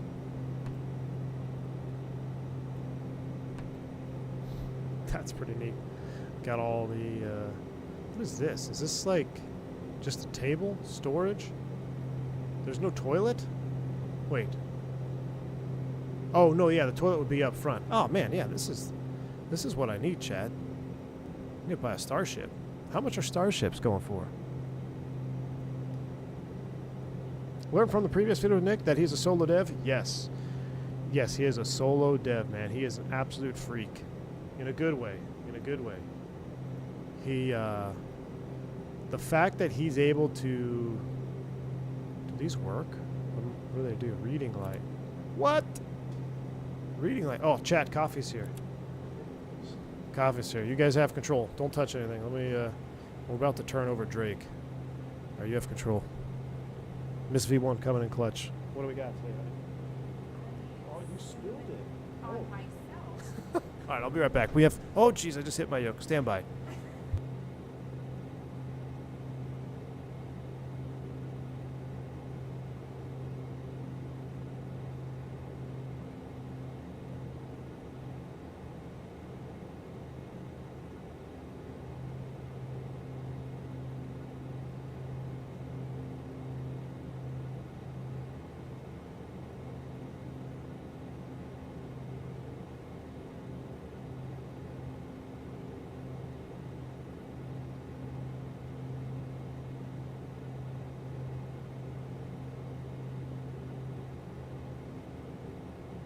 Chat, Father's Day Sunday. I'm entitled to a big party, right? Did I get a big party?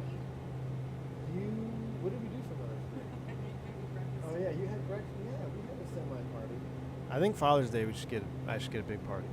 All right.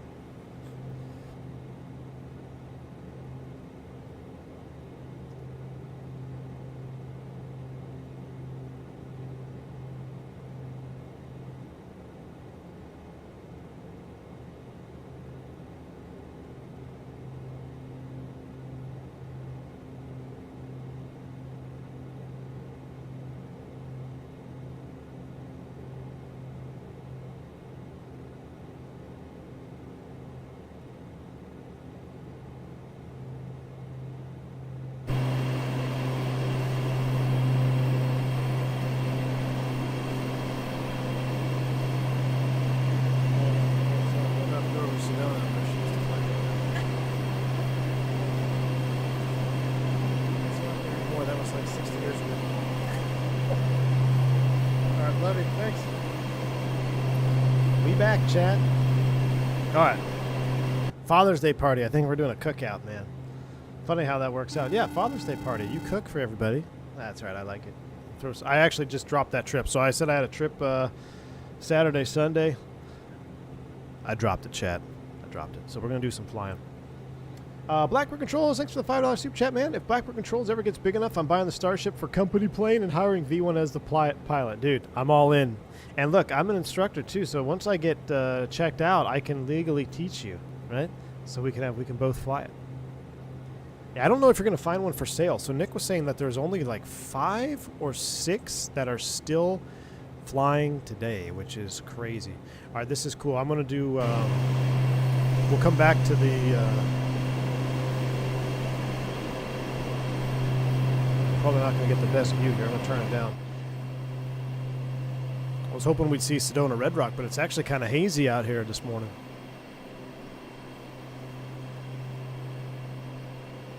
Why did this thing flop? I think it was just the advancement of the King Air and how versatile that actually became. So like this was really supposedly going to be the King Air replacement, but I think the King Air just took off and then that kind of left the Starship behind.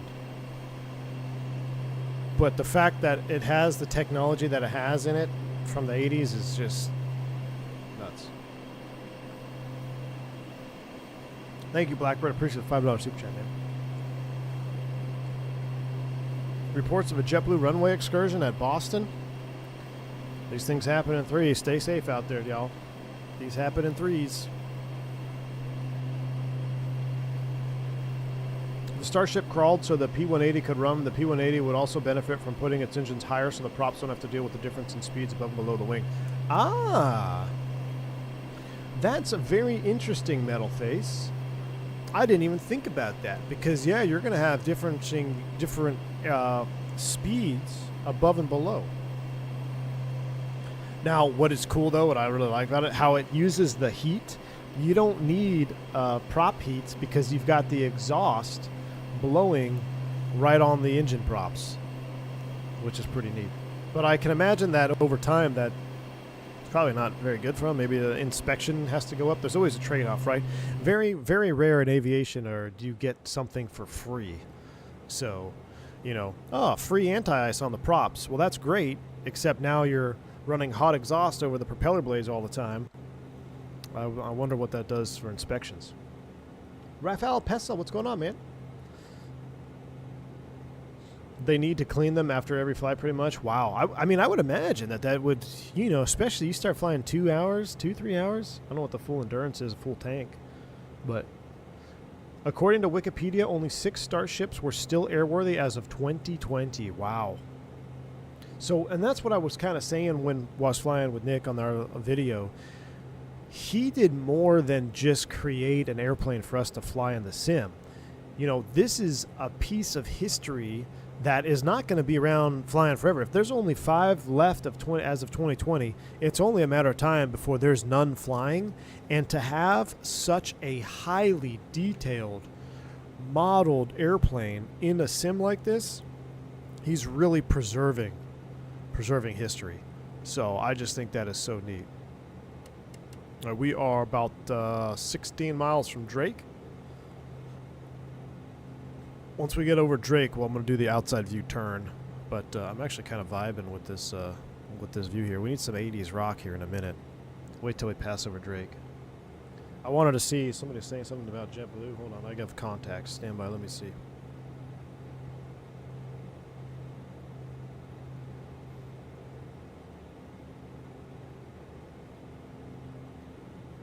It's similar to DCS. It's a museum in some ways. Yeah, that's a good way to put it.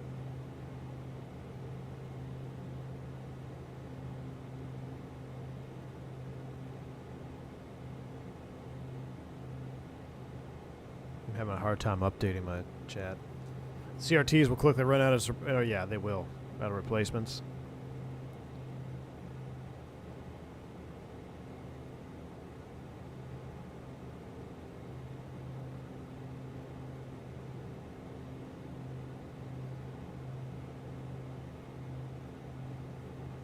Now I'm sitting in kind of a dark hole here with my phone, so Howdy, howdy, Captain Chemtrails. What's going on, buddy? Yes, indeed. We're in the Starship. We are in the Starship. It's quickly becoming my favorite prop airplane to fly, man. It's just, there's so much to do. The management, the task saturation. The fact that this is a single pilot airplane, too, is pretty wild.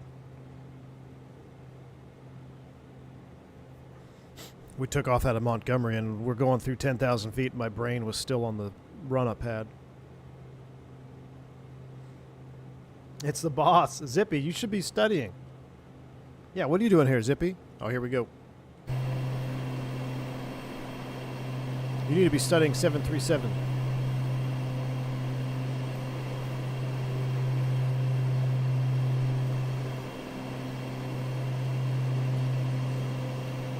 No, I can't update my phone right now for some reason, so well, that's not good.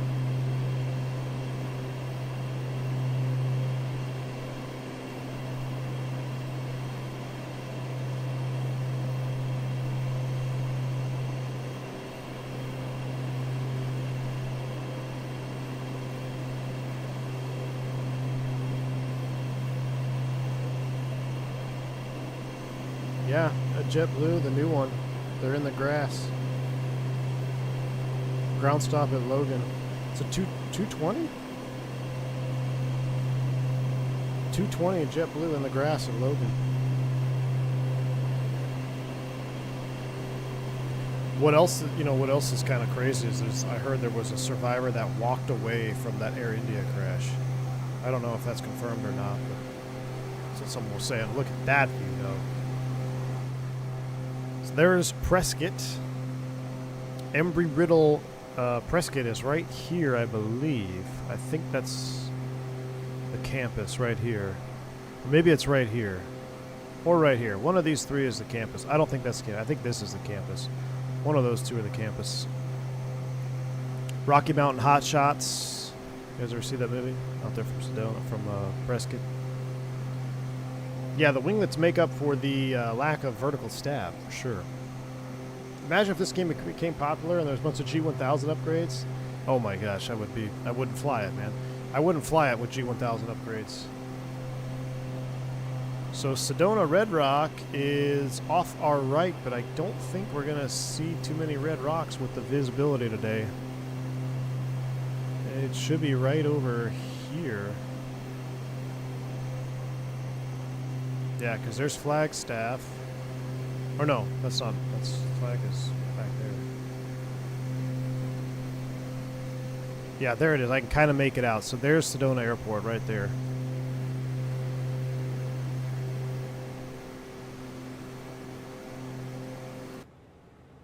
If we go to, we're making another turn here. Are we really? Oh yeah, we're in half bank, as we should be. That's awesome. There's Flagstaff up there. There's Flagstaff Mountain. Sedona was right down here somewhere. We're clipping along pretty good. Yeah, the 19th, Captain Chemtrails, the 19th. The 19th. What is the stabilizer on the bottom? You mean the ventral? There's the ventral fin right here.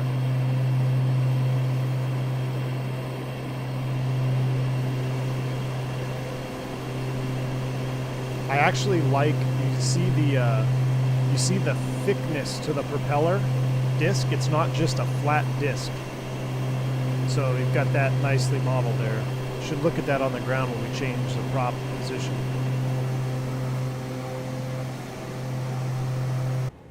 But that's just a sweet view right there. I kind of want to turn on some, let's do kind of 80s.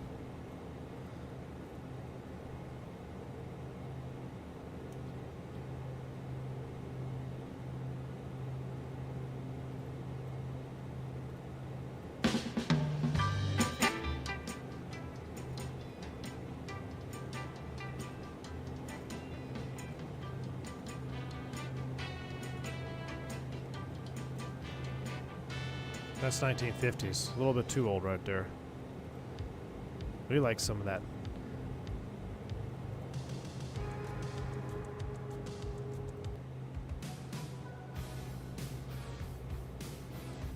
That's pretty Starship-y right there.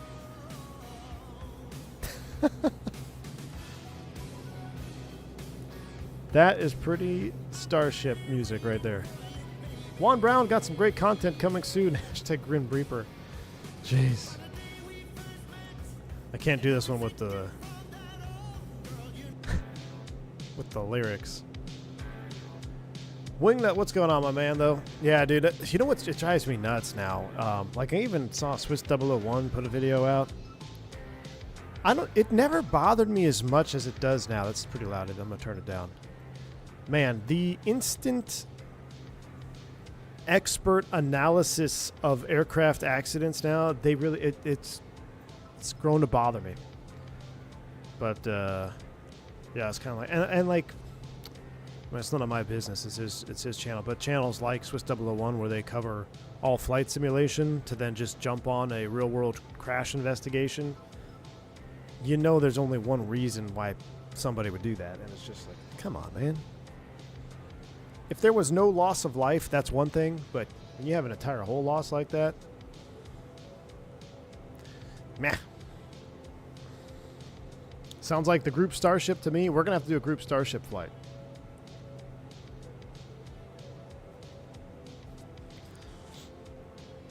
Where were we in this thing? I kind of wanted to look at... I wanted to read about the prop RPM because I find it concerning when there's anything in red, and the props tend to transition that red band quite a lot. This tells you the priority of the cast messages, so red, yellow, white. White messages are second highest, represent conditions that are not fully a concern, but could lead if more severe. These are all the different messages you can get. Look at all these cast messages. Look at all those. That's pretty sweet. Instant experts are annoying and totally shameful clickbaits. Yeah, man. That's where I'm at. I'm not bashing at all, but I can't stand Swiss 001 content. Lots of incorrect info and assumptions on accidents. Yeah, I mean, well, that's the thing. I mean, I get it. It's 2025 and we're the generation of now. But, and almost it seems like a lot of accidents that happen now are all caught on video. The only thing we can determine from the video that's factual to an extent is that the video that has the audio of the aircraft going overhead, it sounds like a rat is out. And if the engines or engine was at Toga thrust, you would have heard it. So that's really the only stuff we know. People are like, oh, well, they had an engine failure on takeoff and then they shut down the wrong engine. Dude, they didn't make it to 600 feet barely. So who's shutting down an engine at 600 feet? You're not going to be touching anything till 1,000 probably, right? At least. I don't know what it is in a 7.8, but I mean, for us, 400 feet is when we could start tackling the ECAM, but you're not going to be manipulating switches in that amount of time. So I find that hard to believe. It's just like, come on, guys.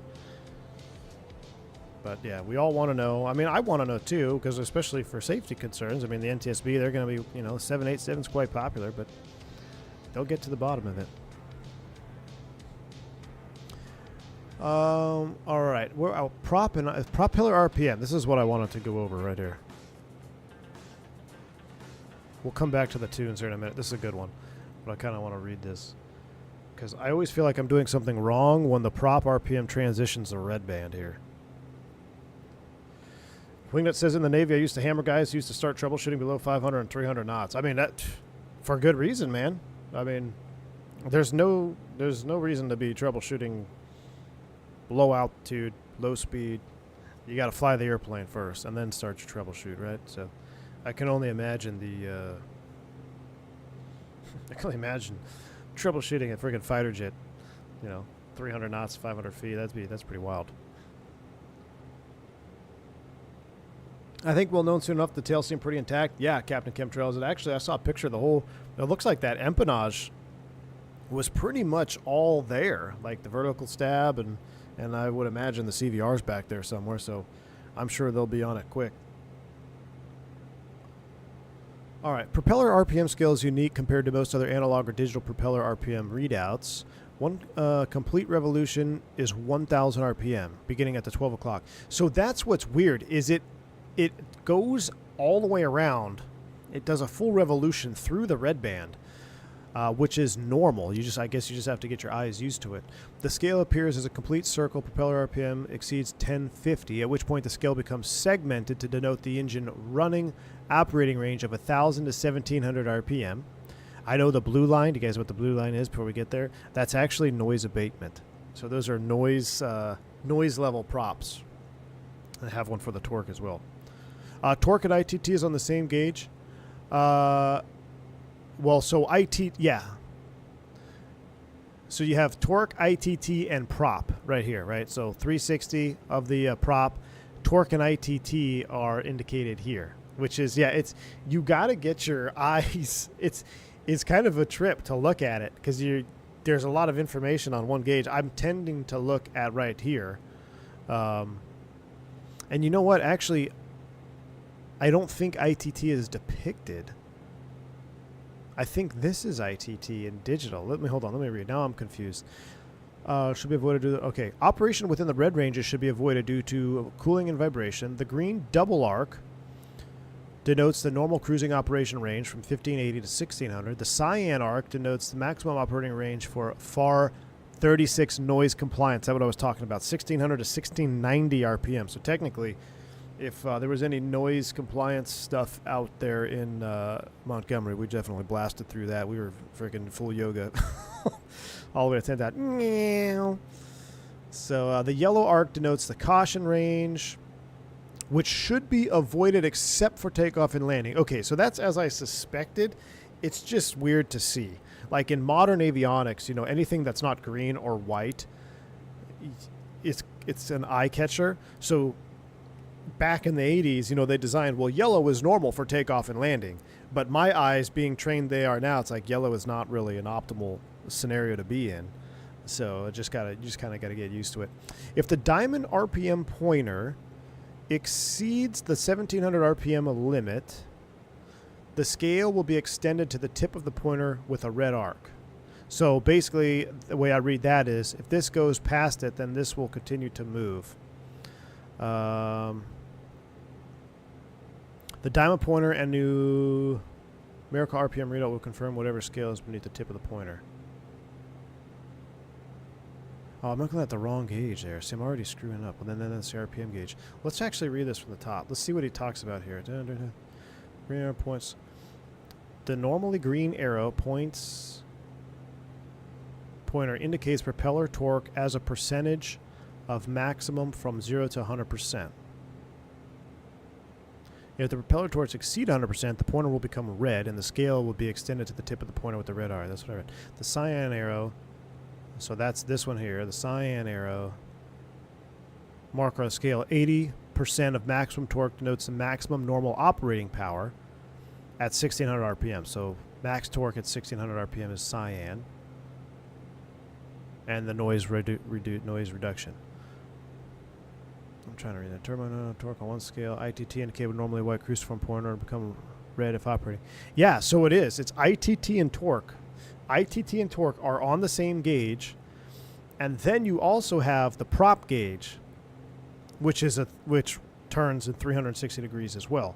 So you have you have 3 gauges really. But more than that, because you also have digital readouts of the ITT. So you really have 2 ITT gauges because you've got digital readouts, you've got the pointers, and then you've got the torque, and then you got the prop. We're actually getting close to Grand Canyon, which is going to be kind of sweet. I want to do a little outside. Let's get it loaded in here. Ooh, yeah, it's getting loaded in. Grand Canyon out the left side.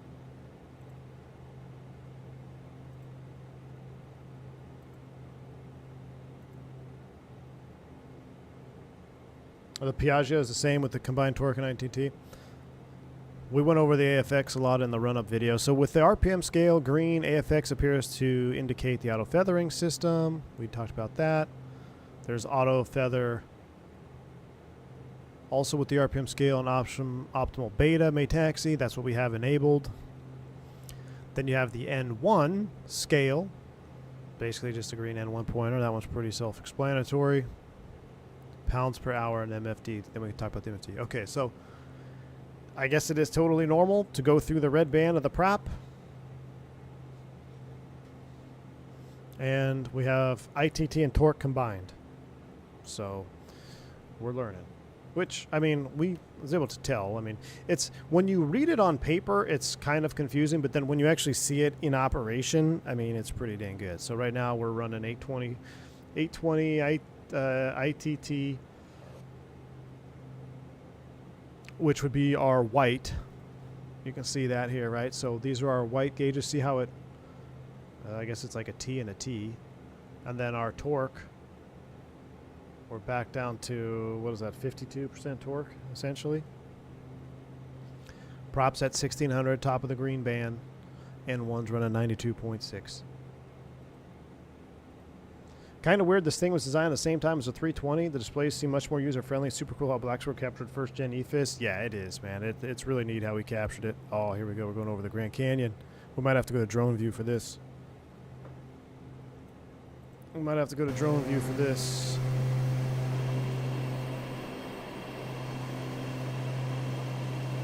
Oh.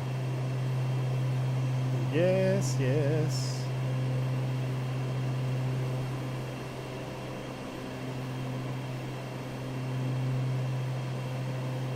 That looks awesome. I didn't set VNAV descent altitude yet. I will in a minute. Like we're still a little ways out.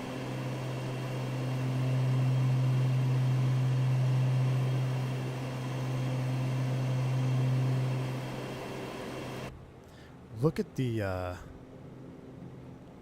only thing about Starship, these big wings like this, you don't, it's, unless you're seated up towards the front.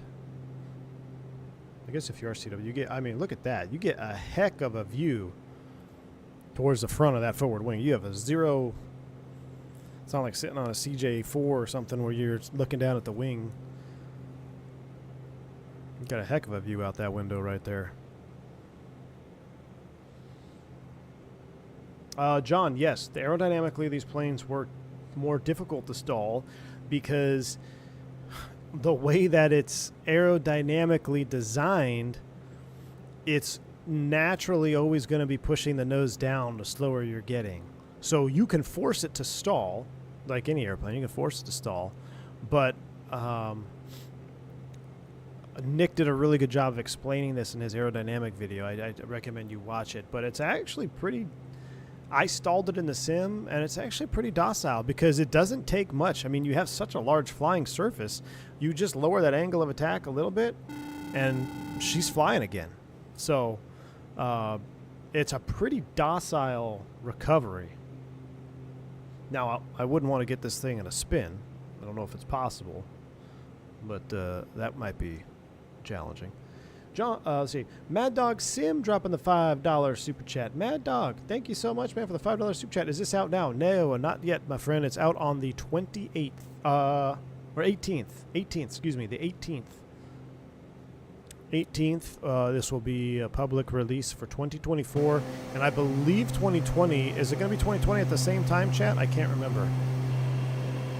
Oh my goodness, look at those orthos down there.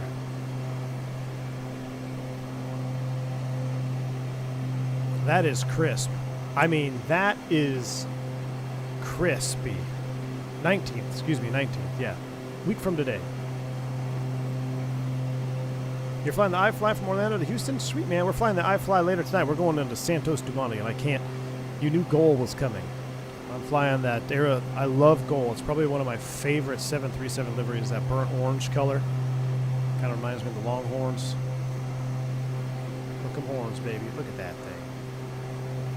That is a stunning view. That's why I wanted to do this flight path. That is so neat. Well, we could do Starship tonight. I have scheduled the 7-3. Screenshot indeed, Captain Chemtrails. We could just, I don't know. Let me make a poll, chat. I have a feeling I know how this is going to go.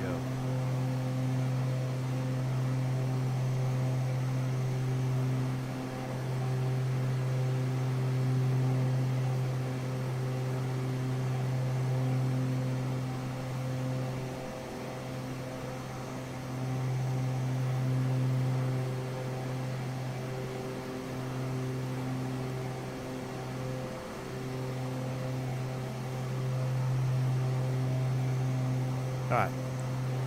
Pole is out.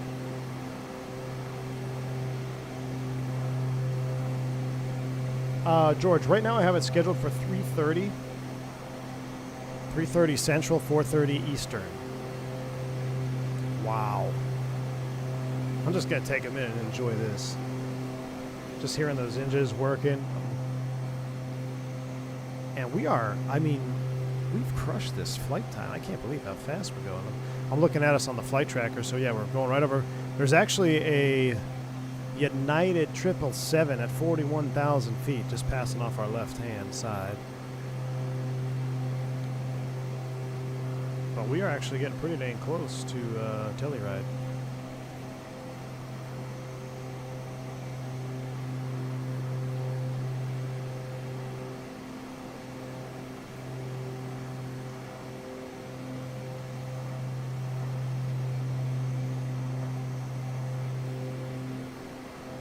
Look at those shadows.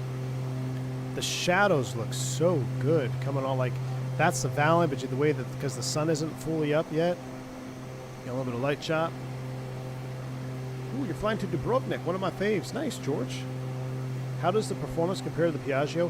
Captain Chemtrails, I'm not going to compare it to the Piaggio because I haven't actually flown that in quite a while, and the version I have is not even a 2024 version.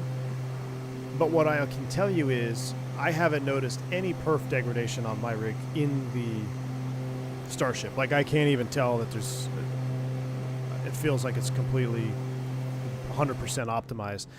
Case in point, when we were departing Montgomery Field, overcast. I wasn't even running my auto LOD. I had my LODs at maximum, and we were on the ground, no stutter, smooth as butter, with a heavy overcast layer. So perf is, I can tell you it's very good. I feel like I remember the Piaggio being, I could notice a perf in the Piaggio. Not that it was terrible, but I felt like I noticed a hit.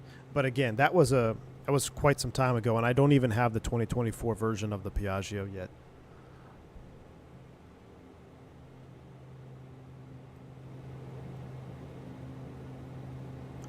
All right, we actually need to start thinking about our VNAVs. So let me see if I can remember how to do this. And I'm also running a bunch of cameras too, so. We go to flight plan, no, nav. Okay, so how do we want to set this up? So that's Keating and then Telluride. So let's actually clear all this stuff out. Let's go over here to Telluride, approaches. Well, let's see what the weather is. Weather right now is 260 at 5, 10 miles light rain, broken at 10,000. Chat, why do I do this to myself? All right, 260 at 5. So it's either going to be 9 or the VOR Alpha circle, which I'm not prepared to do any circling. 5 knot tailwind won't be bad. We'll have to just shoot this, but this gets us down to 2,300 feet. Broken at 10,000, broken at 12,000. That's suboptimal, chat. Do we have an alternate? So we're going to definitely shoot. We can't do the RNAV. And the VOR is definitely not going to get us down. That's 3,300. So we won't be able to see anything. We have to shoot the LOC and possibly circle. LOC minimum's 2270. Wait, what? Really? Oh, that's visibility requirements. MDA is 11,340, 2,300. Not authorized north of 927. 120 max, which we could maybe squeak that out. 120 max, 11,340 for the circle, 2,270. So we're going to have to plan for this. I tell you what we will, though. We're going to cross cones at 12,000. So I want to set 12,000 feet here. I'm going to put you at the vertical altitude, 12,000. So we're 600. We're getting close. If I go back to flight plan, approach, Telluride, localizer 9er, Echo Tango Lima, Echo Tango Lima, then it puts in Hodlow, perfect, Zabgu, look at that, perfectly loaded in the approach. End of approach. So it's already loaded up. It's got the Loc 112.5. I think, does this have auto-tune? I want to say it does have auto-tune. Yeah, it does, but we're going to manually tune in. We'll actually go, we'll leave you an auto for right now. On nav 2, I'm going to hard tune 109.3. So I have it there as a memory item, 109.3. Actually, I could pre-select, and we could pre-select cones, 116, 9, or 5 in nav 2. I love how this radio works. Matter of fact, let's just do the same thing. Let's put cones 116.95. Let's put cones in active 1. And then in the secondary, we'll have 109.3. All right, so 1695, 109.3 is set. I've got the flip-flop over here. This is what we've got set up. Let's go back to the nav page. Right now, if we start down to cross cones at 12,000, we need to do 700 feet per minute. So we need to go, we're almost there. I like to get it up to about 1,000 feet per minute, 1,200 feet per minute. And then, well, about 1,000 feet per minute is where to go because she likes to keep flying. So we'll do 1,000 feet per minute is when we'll start down. As far as the minimums are concerned, Captain Chemtrails, you can take this to 41, dude. You can take this up to 41,000 feet. Isn't that insane? Turboprop at 41 thou. The minimum, if we do the circle, it's still going to be 11,340. So let's go MDA 11.5. We'll set that for an MDA. All right. Shoot the approach in there for the localizer runway 9er off of Echo Tango Lima. Right now we are, it says 30 minutes to go. We're 7:34. We're getting ready to start down soon. We're looking good. Let's do a fuel check. 6:48. 16. How can I... If I turn the standby pump on, will I pull it out of that aft tank? Let's see. I'm going to turn that one off. I'm going to run the standby pump on 1. I'm going to see if we can't pull those few little pounds out of that back wing tank there. No, we got an ortho. I've been noticing it doing this more lately. It's like when you pan around, it has to load in. Once it loads in, man, oh man.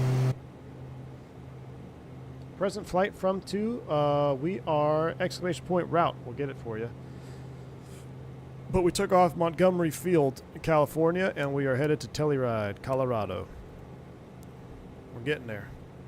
30 minutes out. Starting down here real soon.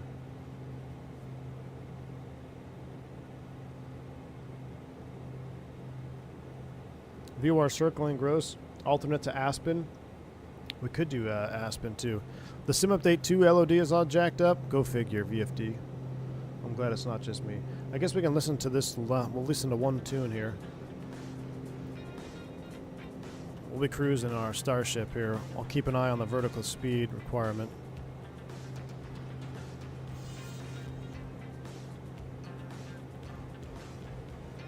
Yeah, buddy. Love this airplane. I just can't believe we flew almost 300-something miles and we've only been... When did we go live? I'm just having so much fun, man. Time flies in this thing. Time flies.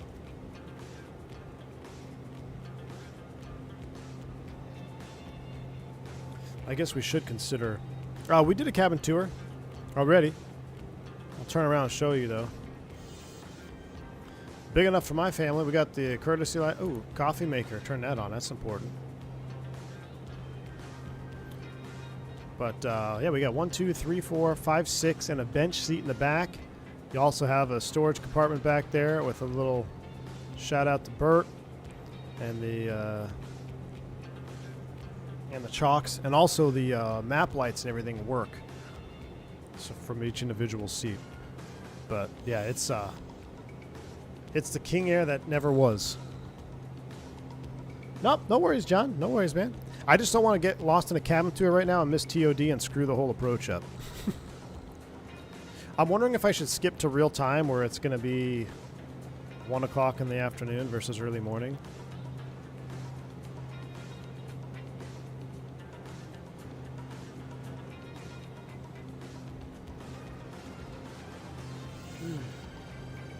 Coffee was crucial today.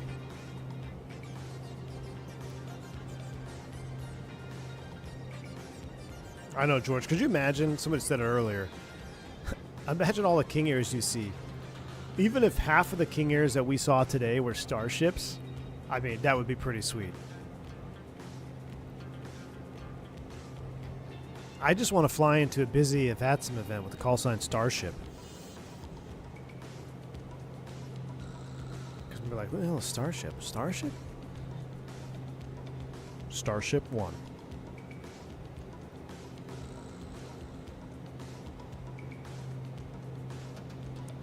Getting close to TOD.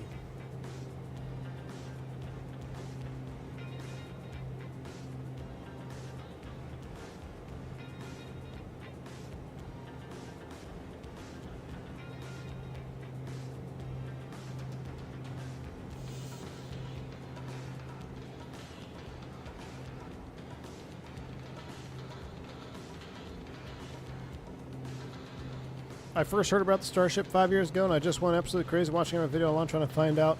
Everything's so unique. Too far ahead of its time, unfortunately. Yep. It is. It was.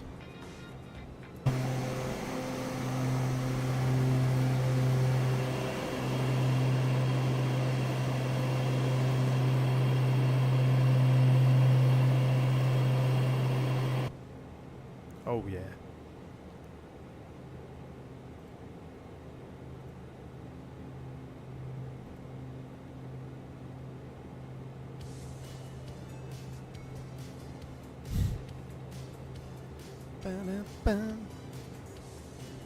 It's easy to say this was a better aircraft than the King Air, and probably was the only problem was the maintenance and upkeep, considerably more than the King Air. Yeah.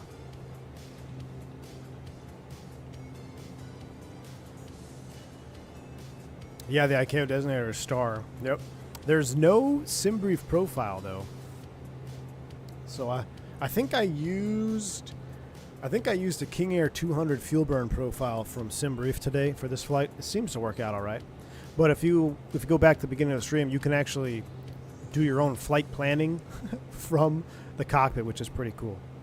Tells you how much fuel you need.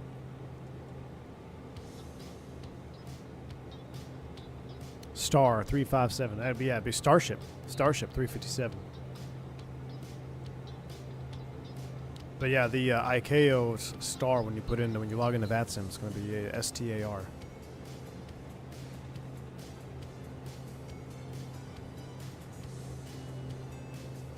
Is it common in the US to use models call sign? Yeah.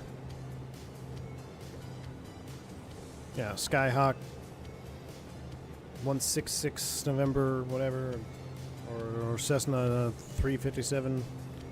That's common. Not in the airline world, just in the GA. NASA's planning to launch 4 astronauts to the moon on 2027. Really? I saw this in a flying magazine when I was 12 years old. I wanted to be a Starship captain so bad. Well, Virtual Flight Diaries, you're going to be a virtual Starship captain here in about 1 week. 1 week, my friend. 1 week. Target vertical speed 946 and climbing. We're getting there. Right about 1,000 we'll start nosing her over. Fuel flows, we're doing 300, 600, we're doing 610 an hour. Oh, I wanted to check our other. All right, so that's not how to pull it out of that aft transfer tank.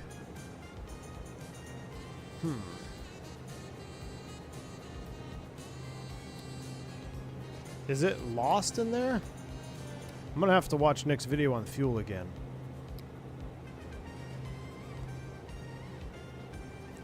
We actually have a little bit of an imbalance. Let's get both pumps on, and let's motive flow to the right. Monitor our fuel pressures. Everything looks good. 608.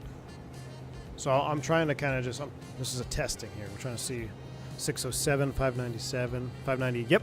Yep, we're moving it over. Cool. So we're moving fuel. We get her nice and balanced. Only a couple pounds, but why not? Why not try? Nope, not on the 5090. This is what is this card? 9800 and something? It's the AMD one.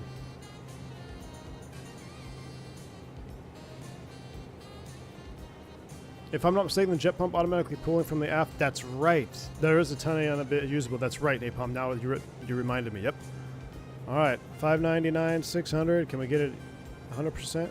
Boom. Look at that. We'll do 1, 2. All right, perfectly balanced. 1,000 feet target vertical speed.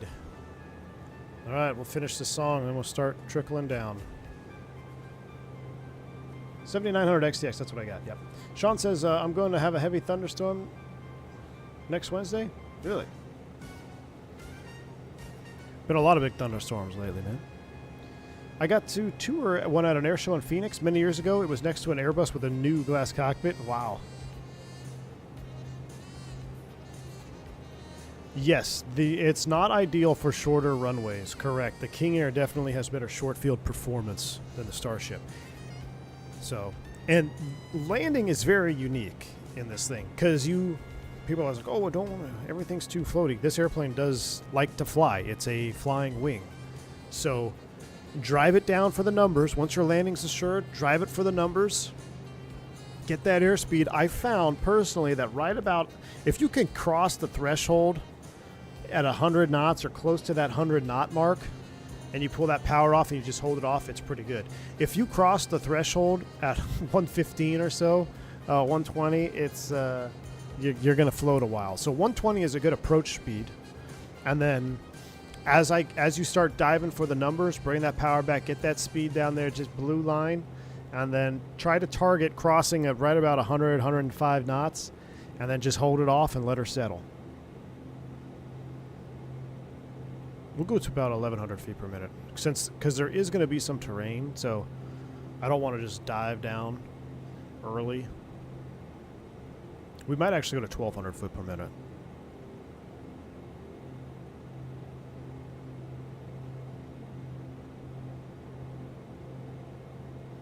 I got to remember how to do this.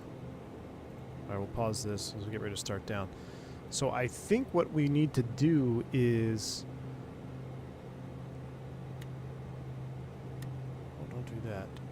we set our vertical speed. I'm going to set it for 1,200, okay? And then we're going to dial in our altitude at 12,000. And we're also going to go radar, control, ground map. And we're going to tilt this down. Well, we're at 35,000 feet. But as we start descending, I'm going to use this to ground map our terrain. So we'll put you back in standby for now, but we'll be ready. I got it standby, ready to go. I'm going to go back to nav, 1147. Okay, so we'll dial in 12 thou. Remember, it's not terrain radar, it's ground mapping the terrain with the radar. So 35,000 feet, we're asking a lot. But as we start getting down, you know, around that 20,000, 18, 15,000 foot mark, we should start, we'll turn it on and start painting the terrain around us. All right, 12,000 is set, and then all we have to do is hit vertical speed. And now, that was a little aggressive on mine. I'm actually going to run you up just as a reminder.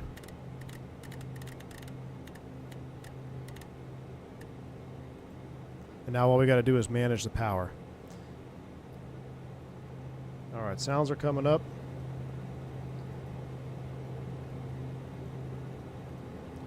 I had an alt tab out and I disconnected my yoke, so I got to reconnect that, make sure it's connected. There we go, yep. That's me. Autopilot engaged.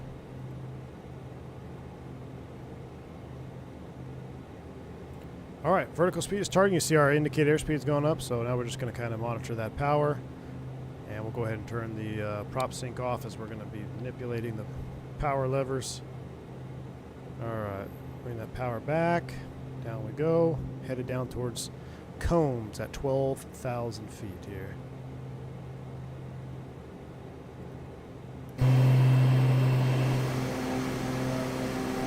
I love, one of my favorite features of a force feedback yoke is just the slight hum that you can feel in the yoke from the props running. I think FS98 had a Starship. You know what, Virtual Flight Diaries? You might be right. But it was definitely not this. And I, for sure, was not a functioning adult brain to admire the Starship in 1998. But I did have my 1998 simulator, and I did enjoy it. I actually had the one before that, too. Actually, no, I think 98 was my... Whatever one had the Learjet with the black runway or sunset runway thing going on the cover, that was my first real sim. I also had U.S. Navy fighters on MS-DOS, but I could never get it to work. If you remember MS-DOS, hit the like button. Speaking of like buttons, we are awfully light on the likes today. 184 on the likes. Chat, listen. I really want to do some more Starship flying. At the very least, hit the like button for this stream. Not for me, but for Nick, so more people will see his incredible work here on the Starship.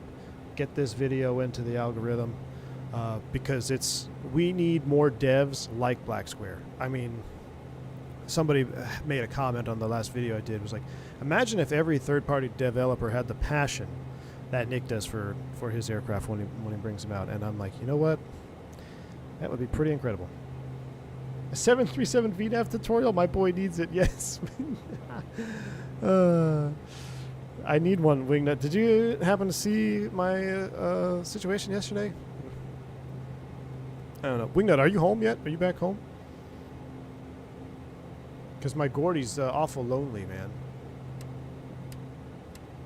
Yeah, the streets of Somalia need to be cleaned up.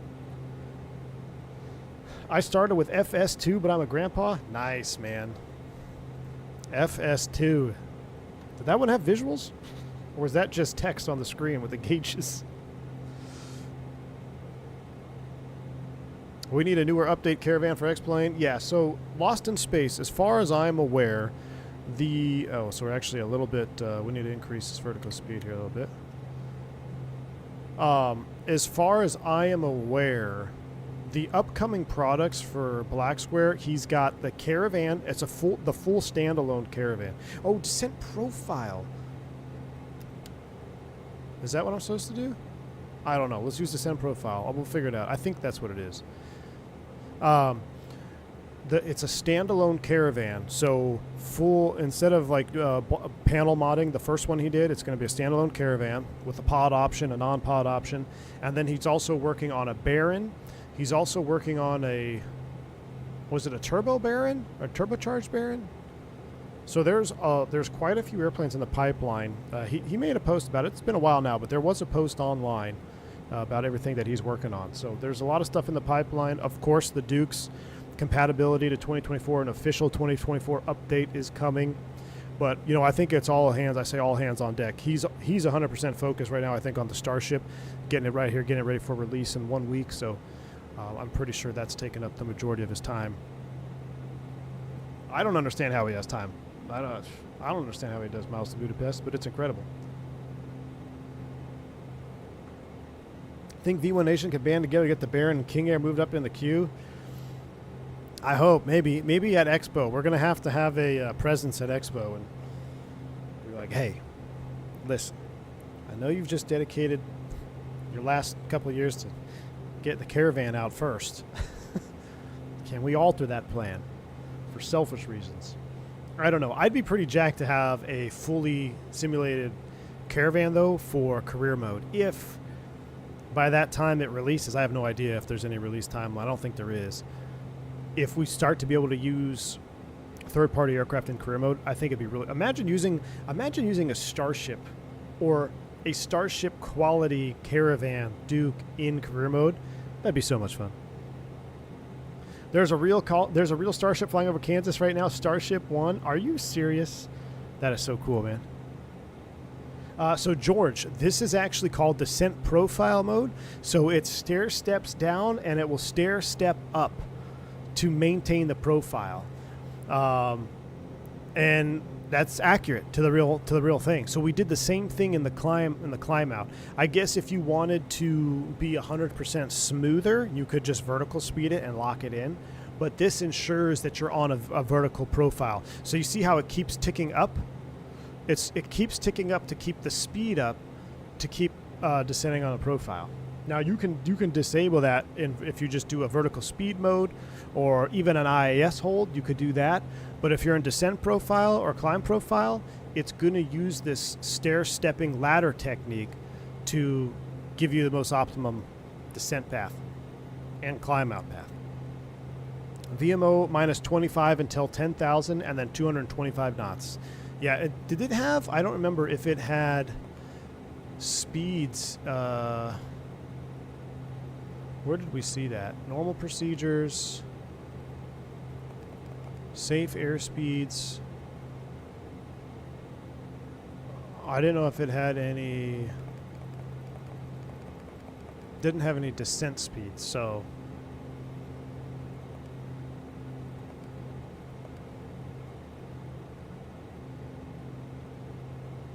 A King Air F90 would be awesome, yeah.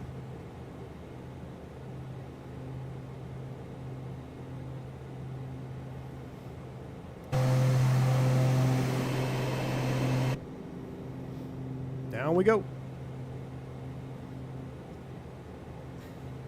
Tootco dropping the $10 super chat. My man, thank you so much. I lucked out in college. Roommate dad owned a Baron 58. Would fly me out of college and drop me off at my local county airport on short breaks. Always rode in the FOC. That is so cool, man. That's a really cool story to have and a great experience, too. That's fantastic, man. Thanks for the $10 super chat. Baron 58 is a sweet airplane. I look forward to that one as well. Baron 58 is going to be pretty sweet.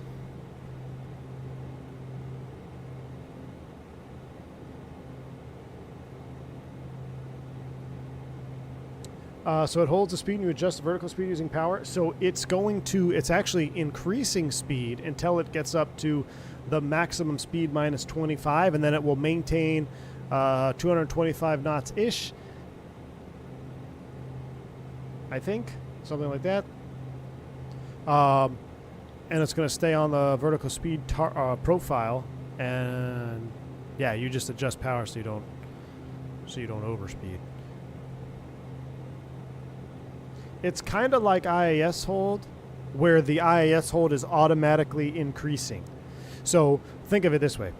If I have a fixed power setting and I have an IAS hold at 200 knots, if I increase my IAS hold to 210 knots, what's the airplane going to do? It's going to pitch over to get 210. And then it's going to go ahead and do the same thing. Once it gets to 210, it's going to go 220. It's going to pitch over. It's just kind of stair-stepping down. That's kind of why I was preferring the vertical speed hold on this, but somebody mentioned descent profile, and I thought we'd check it out. But so as we get closer to the mountains, it might get turbulent, and I might want a better control. So I'm going to watch this. I'm going to put us into vertical speed. We're 1148. So I'm going to run this back. I'm going to put it into a straight vertical speed hold now. So now we're going to go straight vertical speed hold. And it's just going to honor this, and it's going to be a much smoother descent all the way down. But now we really got to be Johnny on the spot with our power and airspeed, because now, watch the airspeed. You'll see it's starting to come back now. Now we're slowing down on the descent instead of staying fast. So if I want to speed up, now I got to go ahead and juice up the power. But now what's that going to happen? If I add power, now I'm burning more fuel. So there's multiple methods. You're all ultimately going to get to the same conclusion. There's just different techniques, and there's different situations where one technique may be better than another.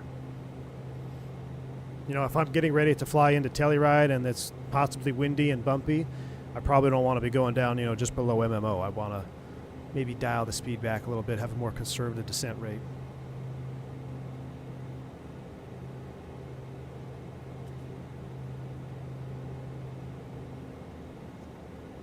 The vertical speed is probably better in this case, as you have a high altitude airport and you'll want to slow down earlier or higher than you normally would. Yes, that would be that is a good example. And we're only going down another 8,000 feet here, so we're going down 12,000 feet. We're going to slow it up because we don't need to be going into the hold or the procedure turn over Keating at 250 knots either, right? Get it back to a nice comfortable approach speed. What I wanted to look up is there a placard for the forward wing at all here? Like a speed placard. There's really not. So like, you know, on your traditional flaps, was there a safe airspeeds? There's really no, I'm thinking of a flap speed. There's really no flap speed, is there? Above the light panel. Here it is. 180 knots max flaps extended. So I'm assuming then as we slow to 180, well, I mean, that forward wing is articulating, right? And then at below 180, we'll throw the flaps out, and then that'll push that forward wing all the way forward. We'll have to watch it. Yeah, 180. 180. That's an easy one to remember. Airbus lives at 180 knots. All right, we're going through 17.9. We'll go ahead and magic, see the alert there? Isn't that cool? Magic barrel ref. What is the altimeter out here in Telluride? We've got 3033. We're at 30. Well, right now it's saying 29 or 82. I'm gonna do that because that's the sim 29 or 81. I'm gonna stick with sim. And you know what I'm gonna do? Let's go ahead and blast us to real-time real weather just to make sure we're on real weather, but let's go real-time as well in case that has any effect on the weather. I still don't know if the weather is messed up at all when you wind the time back like I was. Oh, duh. Top of white arc on the airspeed indicator. Fake pilot when? Duh. Just like your 172, man. You got flap arcs, right? 180 knots. There it is. I'm looking for a freaking placard like an Airbus junkie. Right there. That's also maneuvering speed, right? Alright, so it's actually getting a little bit bumpy. Bring that torque back a little bit. Because we're well above our maneuvering speed. One thing I want to ask Nick about too, I don't know if this 24 thing, so we said that you should be able to scroll the plugs here and it would adjust the A&R volume. I don't know where the click spot is for that. Might have to ask him because that just zooms me in and out. Or maybe that's like a legacy control conflict. But I was seeing if I could turn down the A&R a little bit. Our progress page is up. I'll show you. We don't really need it because it's pretty clear, but if we go to the radar control, we start ground mapping. Look at this. So we could adjust this with the tilt. So that's not a terrain database per se. We are using the radar to to map the terrain, which is so neat.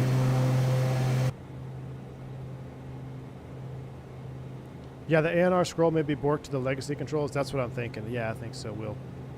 I'll have to shoot him a message.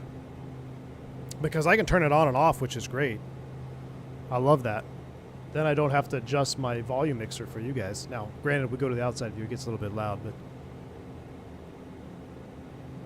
Alright, so we can see the terrain. We don't need to run this. I'm going to turn it off, but that's just a really neat feature, especially nighttime. I mean, especially at night, that's going to be a big player.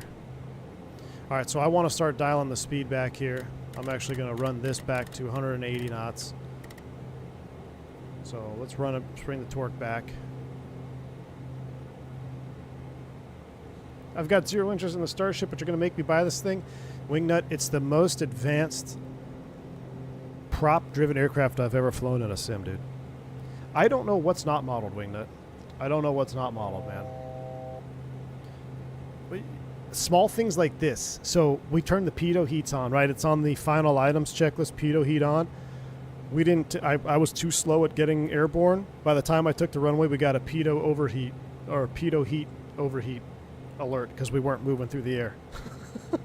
Like, just tiny little things, man. That really. I mean, of course, all the big things are modeled. We expect that now, but because we've at least anyone who flies Black Square, we know all the big things are going to be modeled.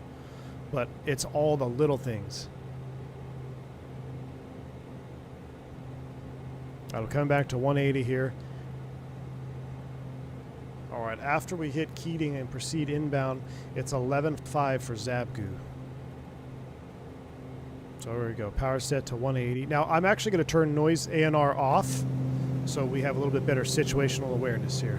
If that's too loud, let me know, but I'm going to run that for right now. 180 knots or so. And we are about 2 minutes out. So a couple other things we can do is, let's go to the recall normal procedures.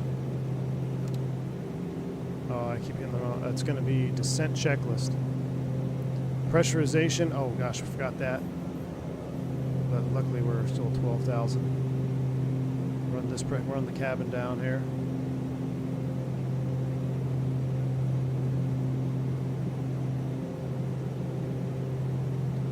It's actually going to be, shoot, that's too much. Yeah, we're okay. We're going to, we can just set it right about there, actually. Yeah. Set it about 5,000. Well, you see the wind. We're starting to get bumped around here pretty good. All right, rate knob as desired. That looks good. No smoking seatbelts, power, lights as required. Before landing, we'll leave you up right now. Let's go ahead and get our wing nose. Actually, we don't have the nose gear, so we got the wing light on. No smoking, the seatbelt lights are on. Pressurization checked, is coming down. No smoking seatbelts, auto feather. I normally get that below 10, but we're 10,000 above touchdown. So auto feather arm, ignition is on. Landing gear, we'll get those. Flap forward wing, lights, autopilot, propeller sync is already off. Radar is required, yaw dampener, we'll get that for landing. Before landing checklist is complete. Normal landings idle. Wonderful. So we'll go back to the index page. FMS progress. Give us some info here. Okay, cool. So now we are ETL. We can turn half bank off as well. 12,000 feet. Half bank is coming off. Put you on NavCom. No, let's put you on Nav radio.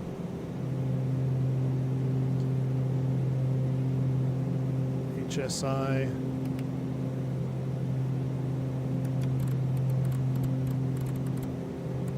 And actually, we can go plan map. All right, Keating is 11,500. Inbound. Vertical speed. It's getting bumpy now. Come down 500 feet.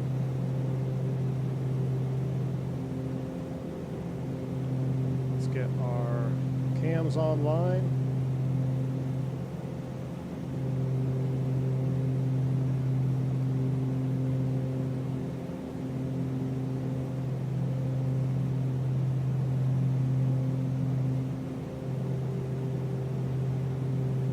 Go down to 11.5.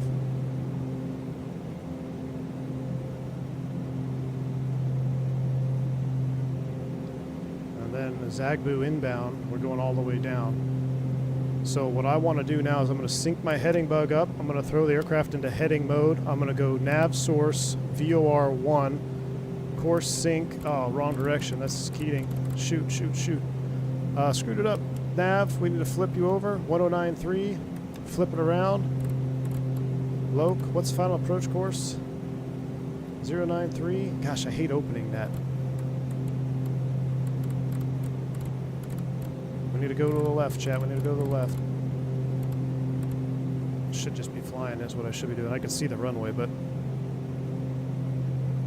I wanted to get this synced up here. All right, we're going to hand fly it in. Oh, flight recorder. I've never done flight recording with this airplane. Let's see what it does. Kind of botched this approach a little bit here.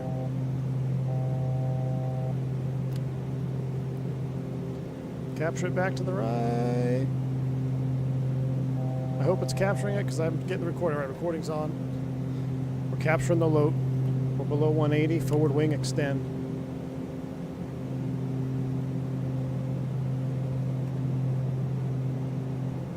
All right, I'm going to go ahead and disengage the autopilot. I have control. I'm going to sync up the heading bug here.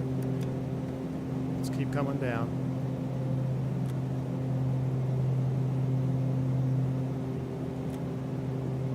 Runway's inside. Are we sure it's 093? Is that the right? Is that right? Definitely offset low. That's right. I can see the runway though, so I'm going to just line up with the runway. We can go ahead and kill the flight director, right?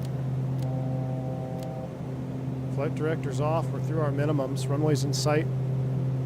Get ready to throw the gear here in a minute. That's actually the gear warning horn, right? Wow.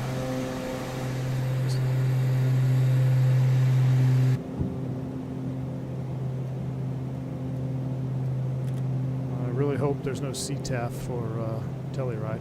We're through Mins, runway in sight, coming back to about 120. That's your approach speed. Telluride traffic, Starship 1 on about a 3-mile final, runway 9er, Telluride.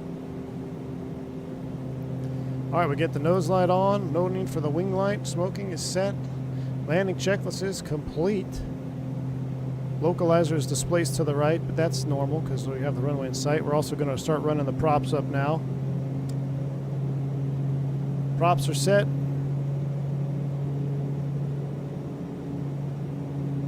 See how they go red and then the governor takes time to kind of bring them back down?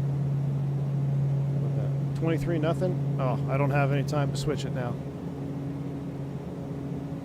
That's why I need my co-pilot.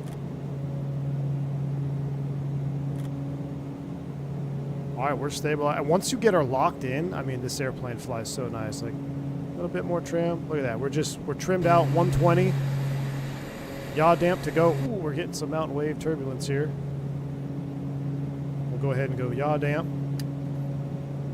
Yaw damper's off. Watch that speed. Look at that. Oh, look at that sinker, chat. Holy. 12-knot tailwind. We might have to circle this. We might have to circle this. I'm going to monitor this wind here.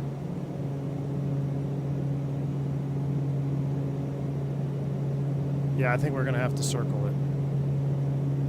Let's brake for that. We got 10 knots on the tail. So let's go ahead and level off here. You don't ever really want to climb in the pattern. I'm going to come up a little bit. Let's go ahead and brake for the circle. We put that down with a 12-knot tailwind. We're going to go off the end. Let's make a good decision. We'll be in the FBO booklet over there. We're going to leave the gear down. We've got the fuel. We're all set. We're just going to extend our circle here.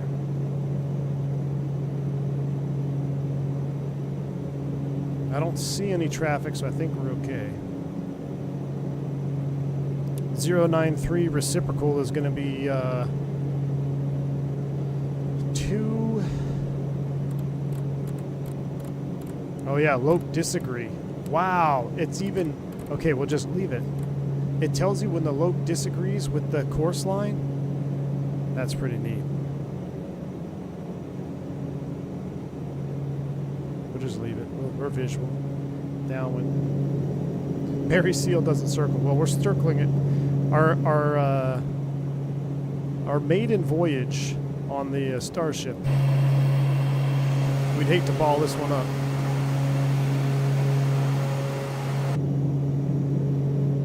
We'd hate to ball this one up. Let's go ahead and swing it wide a little bit.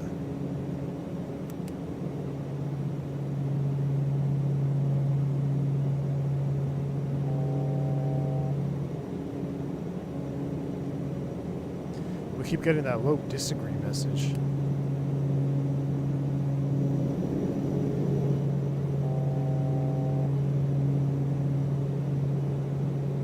Alright, I think we are good. Start bringing her around.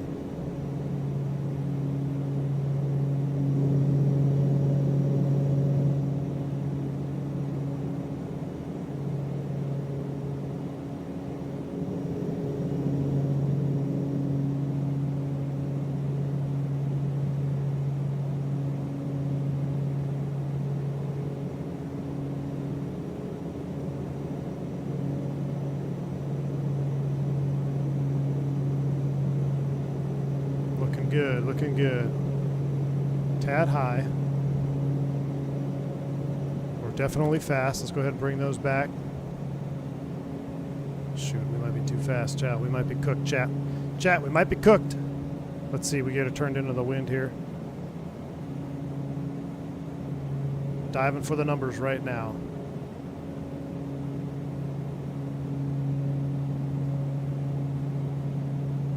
We might be cooked, we'll see. Keep diving. Keep diving. We might be alright. Dive for the numbers. We're okay. We're looking good. We're looking good now. Speed's fine. Power's fine. Drive it down.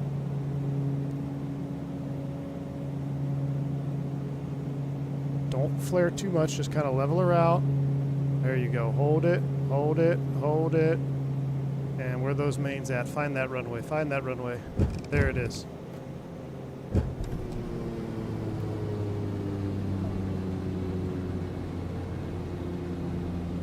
Betas.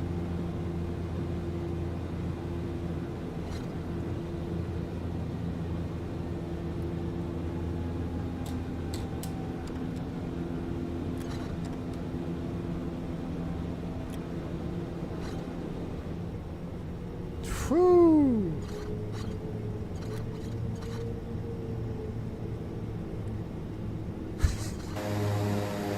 Chat.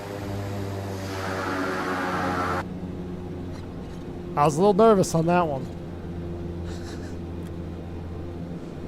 Legend has it he's still in ground effect trying to grease it.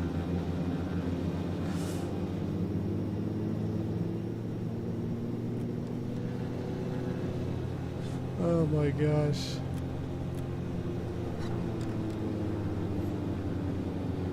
Whew. All right. Let's take it back. Let's get going. We're on the runway. We'll get these both into idle. Bring that forward wing in. Flaps are coming up. We'll stop the recording.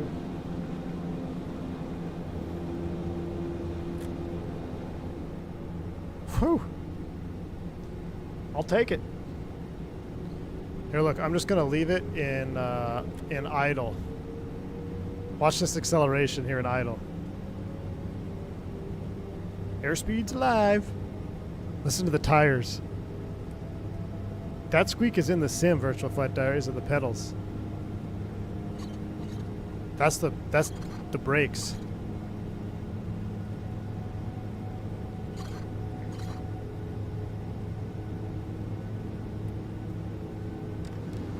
Oh, pitot overheat. We gotta kill the pitos. We'll kill all these. The heats are coming off. That's coming off. Those are coming off. Do a little bit of after landing. We'll turn those off. Auto feathers off.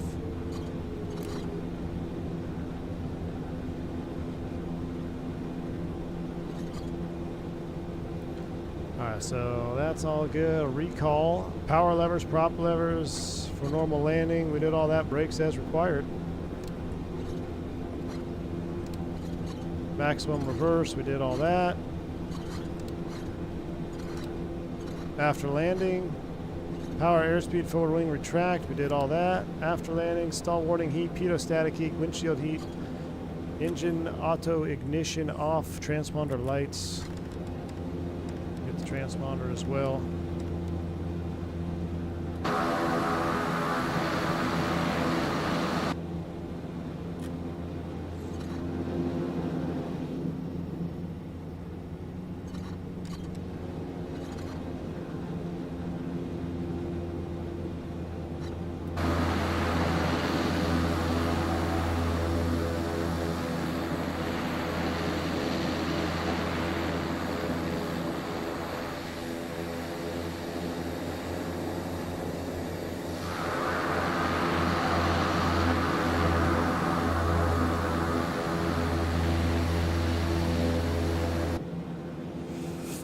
All right, let's shut her down. We'll put you in idle, and parking brake is set. All right, stall warning heats are off, windshield heat as required, vent cable heats are off, transponder standby lights, flaps trim, forward wing. Boom, we'll get all those. done. Parking brake set, oxygen supply, we'd kill all those, so that's coming in. Oxygen supply, ice protection, windshield, bleed air valves, off. Off. Battery is charged. ITT stabilized for 1 minute. I'm going to run through this and condition fuel cutoff.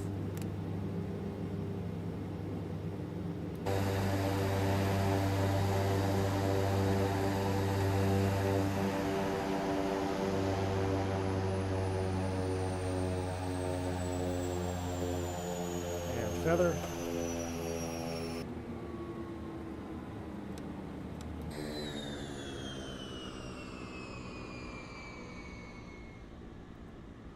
Those engines are going to be free spinning all the way down. There's prop RPMs. That's killing all that. And we'll just do that for now. Ladies and gentlemen, we did it. Welcome to Telluride. What a fun flight that was. We could put the covers on if we want to. Put the gear pin back in there. We'll throw the chocks down there. I'm going to leave the engine covers off because it's a little bit hot when I let them cool down a little bit. I'm not going to open the door because we're going to look at the replay. But let's see how our landing rate was. Let's see. So I'll review the flight. Let's see. Any guesses? 168. A little bit unstable. Ooh, we had a good circle there. If we look at the tracker, you could see decent circle. Could have been smoother, but just a tiny bit of overshoot. That was a last-minute decision to circle, but 0.98 G, 168, so I don't believe any of that. But let's go ahead and I love how it saves. It'll save the fuel, though. Look, we're down to 453 aside. Left engine is still 100%. Right engine is still 98%. We're looking good. And electrical, I wanted to see something here on this.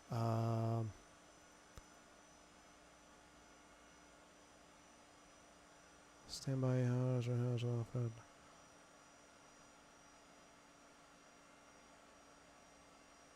No, it's all good. All right, cool. Cabin. Looking good. All right. Now, I don't know if this is going to screw up our engines. It might. So I'm going to leave them in fuel cutoff. We're going to try a replay. I've never done replay in it before. I probably should have. Let's just see what happens if I put us in replay right now. So replay mode on.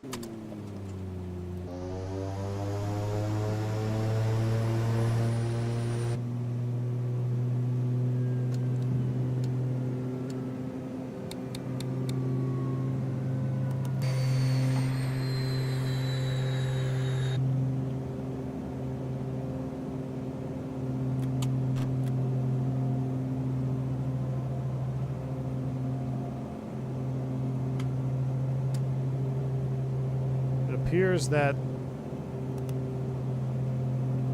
do we ruin our engines? No, it appears everything is fine.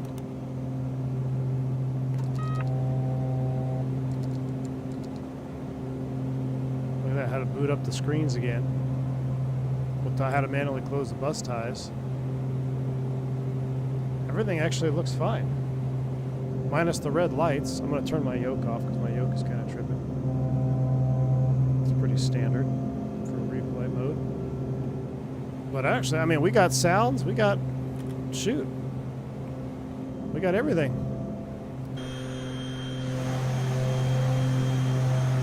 Oh, we don't have airspeed data because the pitot tubes are blocked. Oh, forgot. Thank you. Yeah.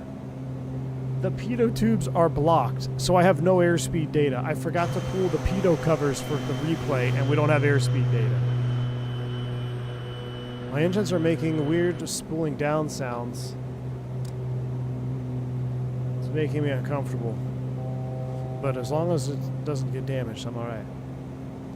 Alright, I think we have a functioning replay. That's cool. My first test. Oh, remove them on the EFB. That's a great point. Voila, we have airspeed, chat. We have airspeed. All right, let's spin this. Let's run this forward here.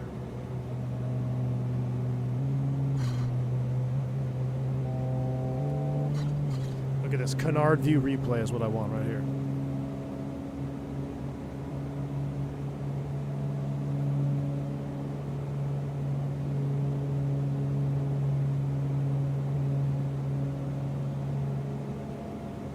I think, Sandman, it's there, dude. This is the most detailed aircraft in Microsoft Flight Sim. The most fully detailed aircraft. It's got to be, man. I don't know what's not modeled. I don't know what isn't modeled, other than a working toilet. I'll take that. Yeah, so I think if I would have left my engines on, I don't know. I mean, they still sound on. We'll see what happens when we hit replay here, or when we hit the ground here. Mickey G, you just missed the whole Starship flight, man. It was epic. We flew over Sedona, Grand Canyon, just landed Telluride on a circle. But you know what I mean about that speed control? You gotta be real careful.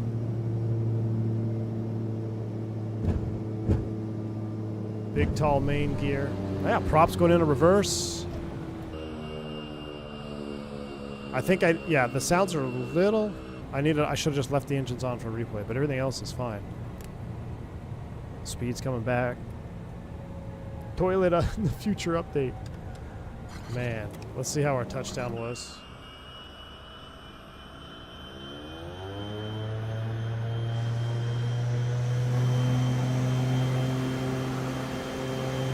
It's grown on me so much, man. This canard has grown on me so much.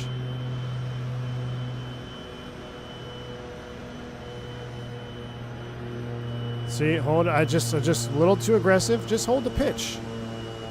There you go. Just hold it down. Lower the wing to find it. Oh, look at that. Kiss the left. Ooh, a little bit of a hopper there because the runway was running away from us. A little bit of a hopper because the runway was running away from us. But that is cool. I'm going to watch this in half speed. I love how we have, like, just watch the full animation of the aerodynamics as we find the runway with our right main first.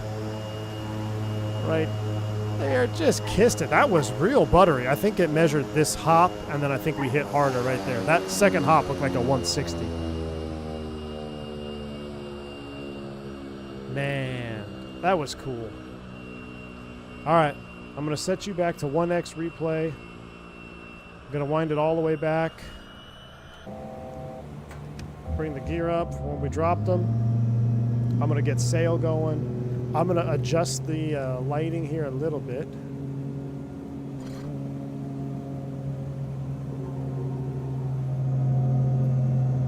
I'm not going to spoil a night lighting approach, but what happens if you were landing Aspen early morning like so? Like so. Yeah. All right. Chat. We're cooked.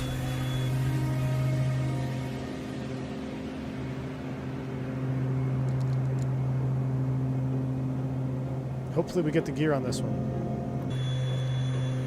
Gear appears to be stuck.